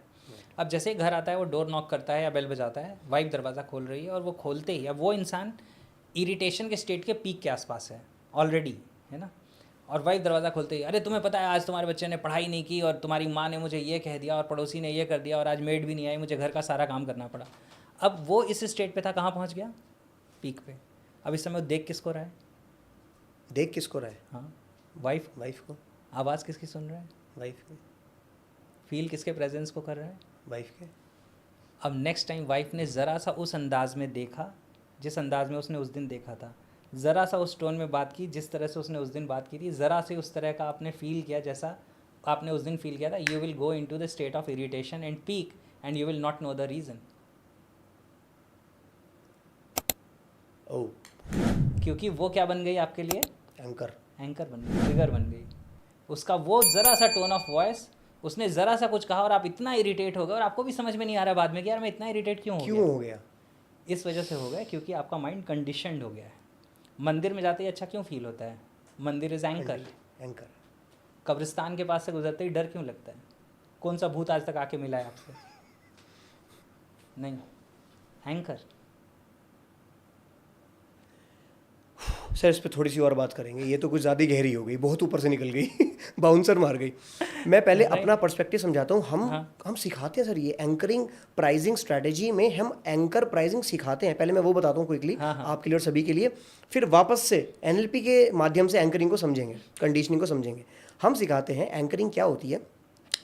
मान के चलिए आप एक पेन खरीदने गए, उस सेल्समैन ने आपको आपके प्रोबिंग करी, सब पूछा क्या कैसे आप चलते हो, क्या करते हो, क्या प्रोफेशन है, क्या यूज़ करते हो, इस टाइम कौन सा पेन यूज़, बहुत ही बढ़िया प्रोबिंग उसने कर ली। उसको समझ में आ गया कि ये 100 रुपये से ऊपर का पेन नहीं लेगा या फिर 100 रुपये के आसपास का पेन ये ले लेगा। और फिर उसने क्या करा, एंकरिंग, एक एंकर सेट कर दिया। उसने पहले आपको 500 का पेन दिखाया उसने, या फिर कोई हायर प्राइस का पेन दिखाया था, देखिए ये एक ABC कंपनी का पेन है, दिस इज़ वर्थ 500 रुपीज़, इसके अंदर ये है, इसको साइड में रख देते हैं। और अब आप देखिए एक बहुत ही बेहतरीन पेन 100 रुपये का जो वो बेचना चाह रहा था। तो आपके दिमाग में एक एंकर सेट हो गया कि यार 500 का भी बढ़िया पेन आता है, बट वही सारे फीचर्स मुझे इसमें मिल रहे हैं, immediately you will by that pain. तो इसको कहते हैं एंकर सेट करना। ये हम सिखाते हैं। पर सर वापस आ जाओ एनएलपी के अंदर, ये तो आपने कुछ अलग सी बात कर दी, इसमें कुछ और एग्जांपल आप जो आपने कहा, पहले मैं उसी को अपने वाले एक जो पैटर्न आपको बताया उसके साथ एक्सप्लेन कर देता हूँ। पहले आपने उसको एक 500 रुपीज़ का पेन दिखाया, आपने उसकी क्वालिटीज़ बताई, उसकी वैल्यू क्रिएट किया, वो कहाँ पहुँच गया, हाइटेंड स्टेट में पहुँच गया। हाइटेंड स्टेट, ठीक है ना, जिस स्टेट में उसको लग रहा है अरे तो लग्जरी पेन है, इसको तो हाथ में लेके लिखूंगा, मज़ा आ जाएगा। अब जब वो उस स्टेट में उसी सिचुएशन में आपने उसको वही उसी तरह का पेन 100 रुपीज़ का ऑफर कर दिया जो उसकी कॉस्ट के अकॉर्डिंग कंफर्टेबल है, तो वो उसकी जो पीक स्टेट है जो उसकी 500 के साथ कनेक्ट हो रही थी उस स्टेट में वो 100 वाले के साथ कनेक्ट हो गई, वो इमीडिएटली बाई कर लेता है। इसलिए ये एंकरिंग काम करती है। चीज़ वही है, चीज़ वही है, राइट, क्योंकि वो इमोशन वो फीलिंग आपने उसके साथ उसको कनेक्ट कर दी। इस वजह से ये सारी चीज़ें हो गई। अब जो एंकरिंग मैं आपको और गहरी साइकोलॉजी से या एनएलपी से समझा रहा था वो क्या था कि whenever you are at the peak of any state, you see something, you listen to something, you feel something, तो वो उसके साथ एसोसिएट हो जाता है। अब मैं मज़ेदार कुछ एग्जांपल्स बताता हूँ तो उससे समझ आएगा। सेंट्रो कार आती थी, उसका एडवर्टाइजमेंट कौन करते थे? शाहरुख खान, राइट। शाहरुख खान को मैकेनिकल इंजीनियरिंग का क्या पता है? कुछ भी नहीं, लेकिन वो सेंट्रो कार बेच रहे हैं। क्यों बेच रहे हैं? इसलिए बेच रहे हैं क्योंकि शाहरुख खान को आप देखते हैं, आप एक फीलिंग में जाते हैं, आपको एक फील होता है कि ये एक सेलिब्रिटी है, ये हीरो है, ये इस्टेब्लिश्ड है, ये अथॉरिटी है, और वही शाहरुख खान आके सेंट्रो पे हाथ रख देता है और वो चीज़ क्या हो जाती है? एंकर हो जाती है। राइट। कोका कोला ने कितना बड़ा काम किया। लोग दुकानों पे जाते थे और वो कहते थे यार एक ठंडा देना, और कोका कोला ने कहा ठंडा मतलब कोका कोला। उन्होंने ठंडा को किसके साथ कनेक्ट कर दिया? कोका कोला के साथ कनेक्ट कर दिया, राइट। ठंडा और कुछ हो ही नहीं सकता। हाँ, अब आप जाके दुकान पे आज मंगोगे एक ठंडा देना, वो पहले कोक पकड़ा देगा आपको, राइट। जबकि पहले वो कहता था कौन सा, बिल्कुल, राइट। लेकिन उन्होंने इस चीज़ को यूटिलाइज कर लिया। आज तक सर वो चल रहा है, आज तक वो एंकर सेट हुआ पड़ा है दिमाग में। हाँ, बिल्कुल बिल्कुल। पेप्सी का मार्केट इंडिया में ख़राब हुआ, उसके पीछे बहुत बड़ा रीज़न एडवर्टाइजमेंट का था। क्या एडवर्टाइजमेंट का रीज़न था? दूसरी कंपनी ने एडवर्टाइजमेंट किया कि ये तो मीठा है, बच्चे पीते हैं।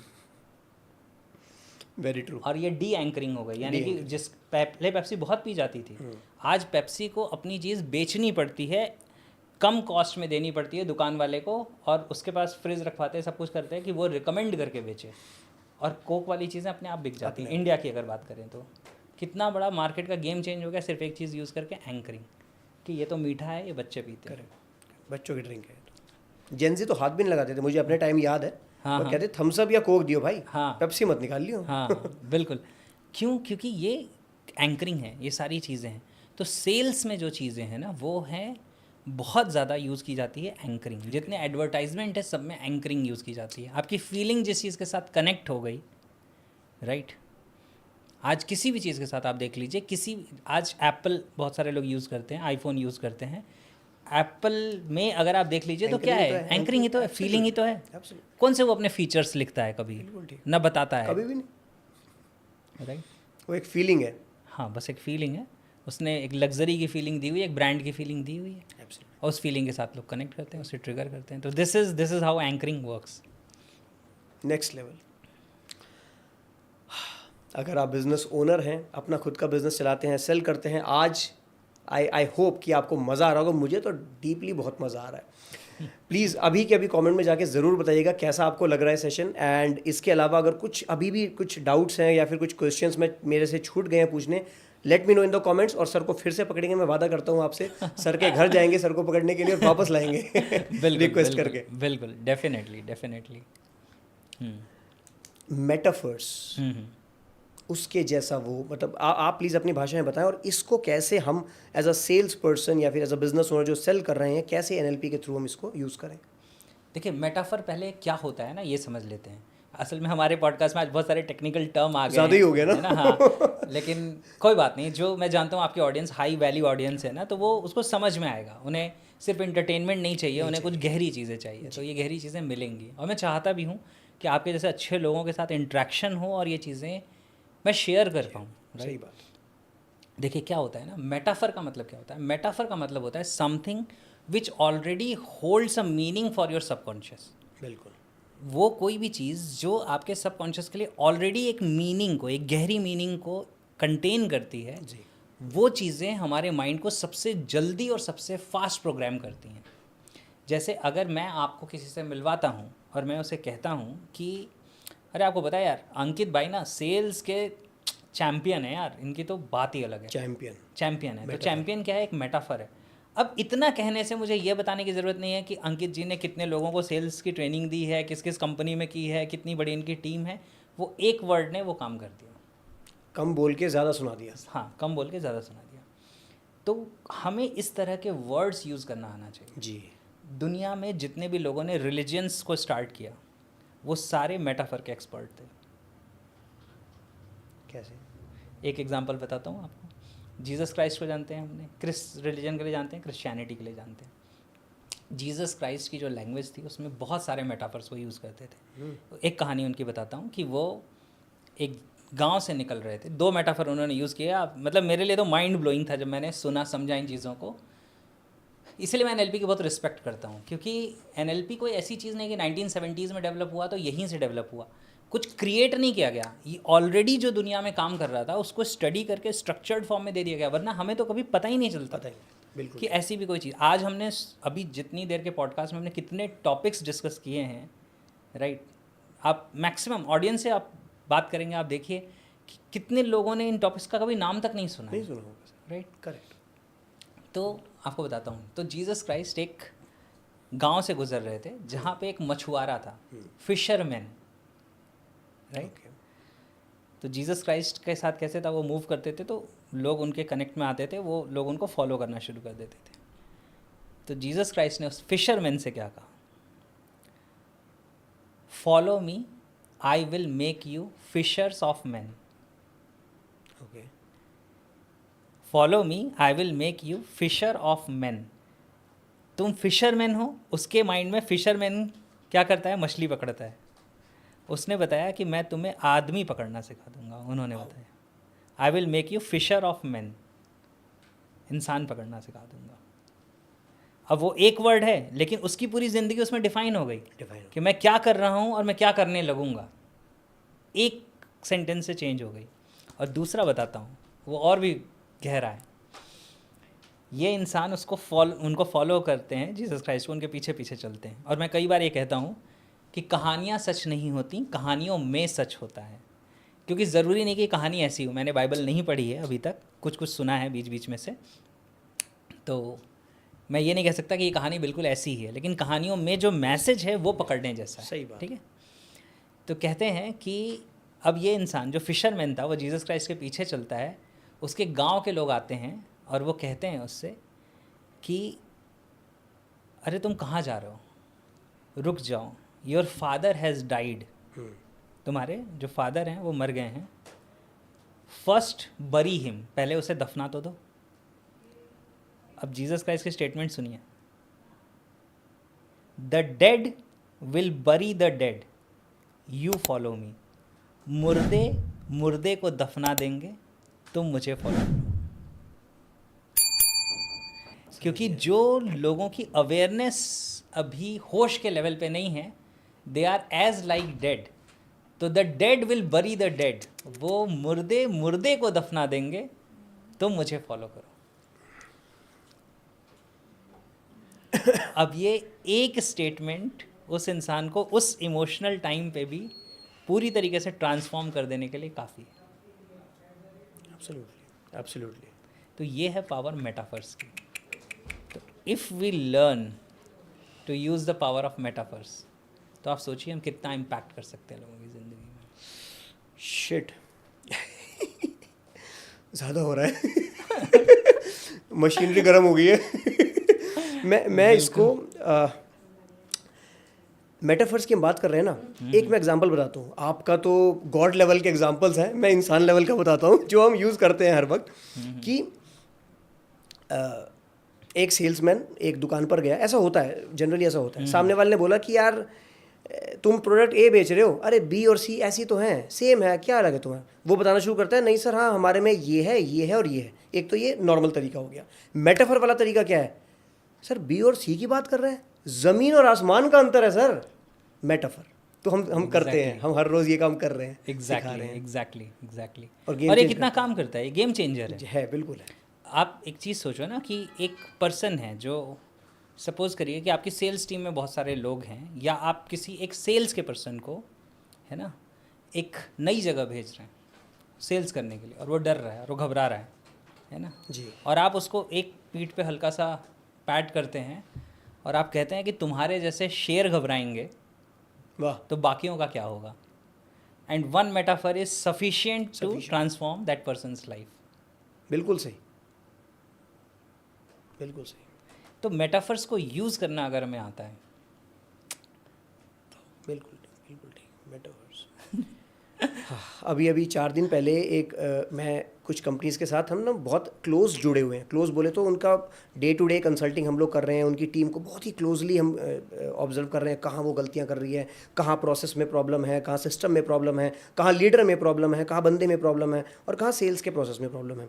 तो मैंने एक ग्रुप बनाया कंपनी का, ABC आर्मी। मैं कंपनी का नाम की जगह ABC बोल रहा हूँ। मेरी वाइफ ने कल परस 3 दिन पहले की बात है, देखा ये आपने पिन कर रखा है ABC आर्मी, ये आपने बनाया ना? मैंने कहा पता नहीं। फिर उसने चेक किया, 1 महीना पहले वो ग्रुप मैंने ही बनाया था। तो आर्मी करके मेटाफर, एज अ मेटाफर हमने वहाँ पर यूज़ करा कि यार तुम साधारण आदमी नहीं हो। मैं हमेशा बताता हूँ, जब भी हम लोग सेलिंग की ट्रेनिंग देते हैं, पहला 1 घंटा हम उनके माइंडसेट पे ही काम करते हैं, 1 घंटा। उसमें हम उनको ये समझाते हैं कि आप ना हल्के आदमी नहीं हो। उनको सर ये लगता है, ये प्रॉब्लम है, बहुत बड़ी समस्या है सेल्स की फील्ड में। अरे साहब मैं तो 20,000 रुपये वाला आदमी हूँ, या फिर साहब मैं तो 50-60 हज़ार रुपये कमाने वाला आदमी हूँ, सामने जो है वो तो 100 करोड़ का आदमी है, मैं कैसे करूँगा, मैं तो कर ही नहीं पाऊंगा उसके सामने। वो खुद को हल्का आंक रहा है। तो हम उनको ये समझाते हैं कि आप छोटे मोटे आदमी नहीं हो, यू आर अ वॉरियर, आप आर्मी का हिस्सा हो और आप तो चलते फिरते ब्रांड एम्बेसडर हो इस कंपनी के। मान के चलो उस कंपनी का लीडर है अंकित तो हर जगह नहीं जा सकता ना, 100 सेल्स पर्सन है, आप चलते फिरते अंकित रविंद्र जैन हो। और अंकित रविंद्र जैन हल्की बात तो नहीं करेगा ना? हाँ नहीं करेगा सर। तो उस हिसाब से आप बात करो तो चेंज होता है, एटीट्यूड चेंज होता है। डेफिनेटली बहुत फ़र्क पड़ता है। मैं एक समय एक नेटवर्क मार्केटिंग के साथ कनेक्टेड था, तो उसमें एक लीडर थे, तो उन्होंने कितनी गज़ब की बात कही, तुम्हारा मिशन क्या है, गोल वोल छोड़ दीजिए। उन्होंने कहा तुम्हारा मिशन क्या है? उन्होंने कहा मिशन हमेशा पूरा होता है, मिशन हमेशा पूरा किया जाता है। पूरा किया जाता है, कुछ भी हो जाए पूरा कुछ भी होता है। तो वो अपनी टीम को ऐसे ग्लूड कर लिया उन्होंने एक वर्ड से, मिशन। तुम्हारा मिशन क्या है, तुम किस मिशन पे लगे हो? तो एक वर्ड है लेकिन कितना कुछ चेंज हो गया। एब्सोल्युटली जी, ठीक है जी। बस कुछ और थोड़ा सा टाइम और। प्रिफर्ड थिंकिंग सिस्टम, ये किस चिड़िया का नाम है? प्रिफर्ड थिंकिंग सिस्टम, देखिए क्या होता है ना, इसके बहुत सारे और भी नाम हैं। इसे हम रिप्रेजेंटेशनल सिस्टम भी कहते हैं, राइट। प्रिफर्ड थिंकिंग सिस्टम तो कहते ही हैं, PTS कई बार कहा जाता है।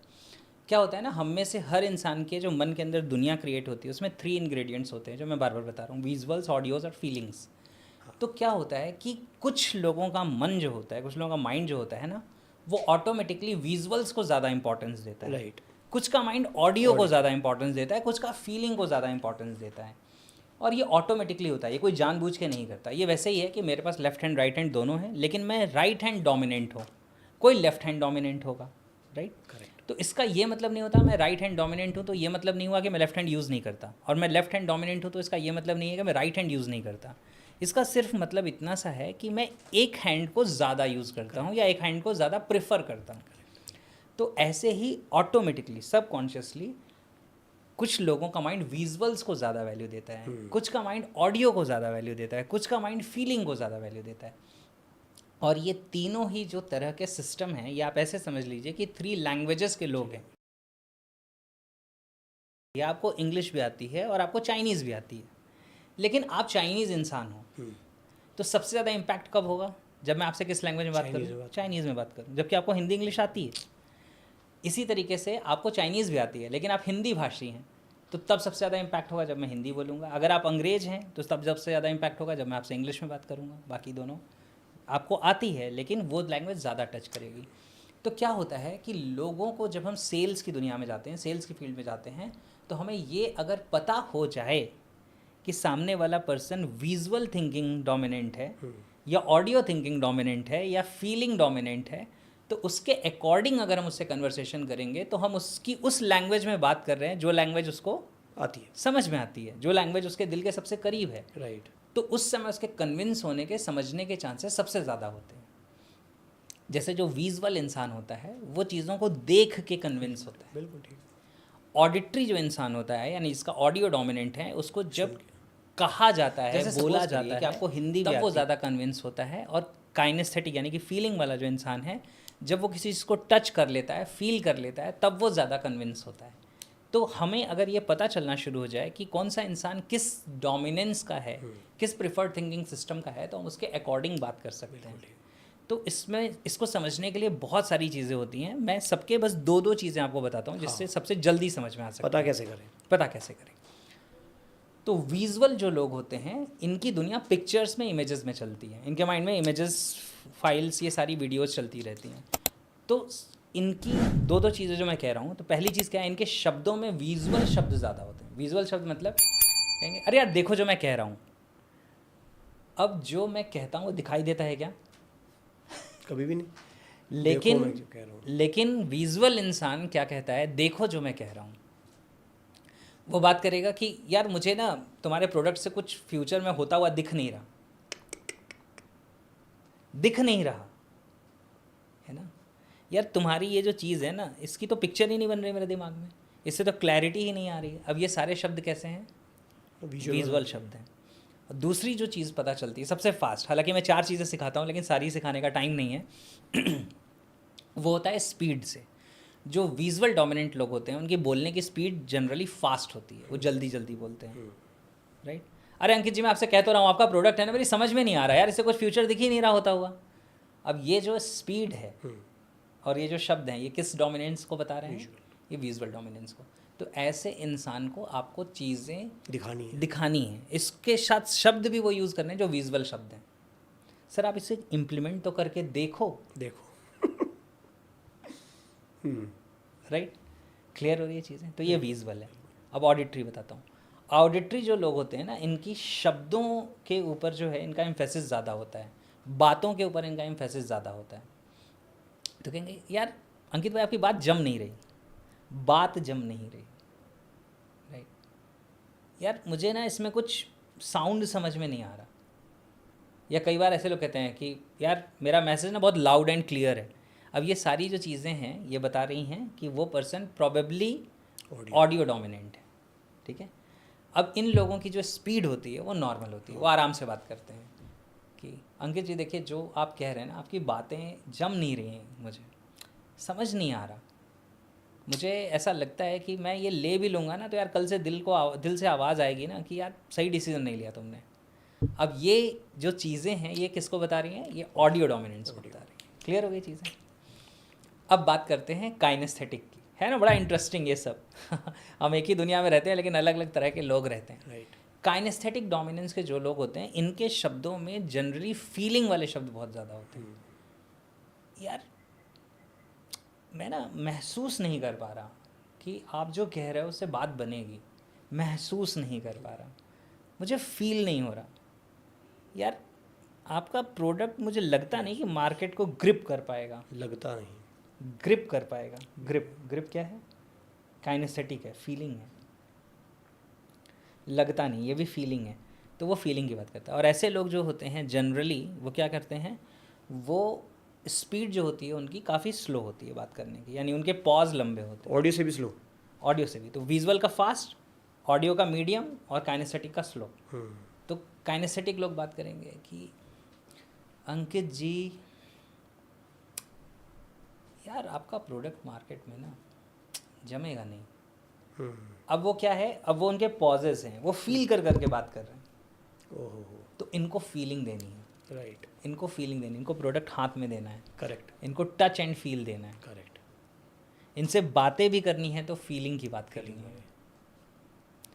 तो जो जिस लैंग्वेज का है अगर हम उससे उस लैंग्वेज में इंटरेक्ट करेंगे तो उसके ऊपर सबसे ज़्यादा इम्पैक्ट होगा, क्योंकि आपने उसको वो लैंग्वेज दे दी, आपने उसको वो परोस दिया जो वो खाना चाहता है। तो ये है प्रिफर्ड थिंकिंग सिस्टम। तो अगर मतलब गहरी ट्रेनिंग हो जाए और एक इंसान अच्छा ऑब्जर्वेंट हो जाए, क्योंकि देखिए सेल्स में भी हम यही तो सिखाते हैं ना कि किसी के पास आप जाओ तो पहले उसे सुनो। तो जब आप सुनेंगे और आप ध्यान से सुनेंगे तो थोड़ी देर में आपको पता चल जाएगा कि प्रोबेबली वो इंसान विजुअल है ज़्यादा या ऑडिटरी ज़्यादा है या काइनेस्थेटिक ज़्यादा है। और अगर आपने उसके अकॉर्डिंग बात कर ली तो गेम चेंजर है। लोग सुनते ही नहीं सर। हाँ, वो तो सुनाने जाते हैं। इसके ऊपर भी साइंस है कि हम लोग सिखाते हैं that your speaking is to listening या फिर your listening is to speaking का रेशो होना चाहिए 80:20। 80% जाके सुनना है, वो 80% बोल के आ रहे हैं, अरे सर मेरे पेन में ये भी है, ये भी है, ये भी है, वो कह रहा है क्या क्या यार, मैं बोर हो गया, मुझे लेना ही नहीं, आगे निकल। They are not, they don't believe in listening, they believe in speaking. Sir सब बता दूंगा आज मैं जो कुछ सीखा है। दिस इज बिल्कुल क्रैप। बिल्कुल बिल्कुल, उससे होगा नहीं ना। देखिए, और इसको एक चीज़ मैं बताता हूँ, क्यों सामने वाला जब सुनता है उसे कोई, तो वो क्यों कन्विंस हो जाता है। इसके पीछे रीज़न है एनएलपी का। जब कोई इंसान खुद बोल रहा है तो सबसे ज़्यादा वो खुद सुन रहा है, और हर इंसान अपने पॉइंट ऑफ व्यू, अपनी बात को सबसे ज़्यादा वैल्यू देता है। तो अगर आप उसे सुन रहे हैं तो उसको सिर्फ सुनने से आप उसे अपने फेवर में कन्विंस कर ले रहे हैं। Very true. उसका माइंड आपको सिर्फ सुनने से कन्विंस होता जा रहा है, आपके सिर्फ सुनने से। बिल्कुल सही। जैसे आप नॉडिंग कर रहे हो, हाँ में हाँ मिला रहे हो, उससे ही वो सब कॉन्शियसली आपसे रेपो बिल्ड आपकी होती जा रही है। Definitely definitely. और वो आप जेन्युइनली कर लो, फिर आप देखो आपके लिए बिल्कुल। मतलब one time effort and life time customer है वो आपके लिए। और अगर आज कस्टमर नहीं भी बना, यकीनन वो फ़ोन करके आपको कस्टमर बन जाएगा खुद। हाँ बिल्कुल बिल्कुल, उसको फील हो गया ना, कनेक्शन फील हो गया ना, तो बस फिर वो कहीं नहीं जाएगा। एब्सोल्युटली। सर बिजनेस ओनर्स के लिए आप कह रहे थे कि लास्ट में कुछ बताएंगे, some not remembering the question. तो मैं आपको यही बता रहा था कि जो बिज़नेस ओनर्स हैं ना, उनको पता होना चाहिए कि हमारी टीम के जो लोग हैं उनका मेटा प्रोग्राम क्या है। उनके पास स्किल होनी चाहिए कि वो मेटा मॉडल यानी आर्ट ऑफ आस्किंग क्वेश्चंस को यूज़ कर सकें, क्योंकि उन्हें पता नहीं है कि मेरी टीम में जो इन्फॉर्मेशन मेरे तक पहुंचाई जा रही है वो डिलीटेड है, डिस्टॉर्टेड है, जनरलाइज्ड है। अगर उनको ये चीज़ें नहीं पता, सपोज़ करिए कि एक पर्सन है, वो अपनी कंपनी चला रहा है, उसने एक मैनेजर लगाया हुआ है, मैनेजर के नीचे 3-4 लोगों की टीम है। अब वो मैनेजर के पास जाता है और वो कहता है कि बताओ यार क्या चल रहा है टीम में। अब ये कहता है सर यहाँ तो कोई भी आपकी रिस्पेक्ट ही नहीं करता। ठीक है। तो ओनर क्या कहेगा, बाहर करो फिर इन्हें निकाल के, जब ये रिस्पेक्ट नहीं करते, काम नहीं करते तो। क्योंकि उसके लिए रिस्पेक्ट नहीं करने का मतलब काम नहीं करते। लेकिन आपने क्या इससे पूछा कि what exactly do you mean by they are not respecting you, या इन्हें ऐसा क्या करना चाहिए जिससे तुम्हें लगेगा कि ये रिस्पेक्ट करते हैं हमारे काम की या कंपनी की। और अगर हमें ये लैंग्वेज नहीं आती, अगर हमें पूछना नहीं आता, तो कई बार हमें सच का कभी पता ही नहीं चलेगा। तो ये इस वजह से कि जो एक बिजनेस ओनर है उसको कम से कम मेटा मॉडल और मेटा प्रोग्राम, ये 2 चीज़ें तो पता होनी ही चाहिए। अगर उसे मेटा प्रोग्राम पता है तो वो लोगों को सही सही जगह फिट कर पाएगा, वो लोगों से सही कन्वर्सेशन कर पाएगा, उनसे ज़्यादा प्रोडक्टिविटी के साथ काम ले पाएगा। अगर उसे मेटा मॉडल पता है तो वो डिगिंग द इशू कर पाएगा, यानी कि वो पहुंच पाएगा कि रूट कॉज क्या है। राइट। नहीं तो सरफेस पे काम करते रहेंगे, बहुत कुछ करेंगे, कहीं तुक्का लग गया तो काम हो गया, नहीं तो नहीं हुआ। So true, so true. ठीक है जी। और सर ये अगर एक one of the last questions of this beautiful session कि एनएलपी ये जो बेसिक अगर किसी को सीखना हो, हमें बेसिक भी नहीं आती लेट्स सपोज, तो बेसिक सीखना हो तो आपकी जो आप ऐप का जिक्र कर रहे थे, वेबसाइट का जिक्र कर रहे थे, कहाँ जाके हम लोग ले सकते हैं, और कुछ हमारी ऑडियंस के लिए आपके पास कुछ स्पेशल है? डेफिनेटली है।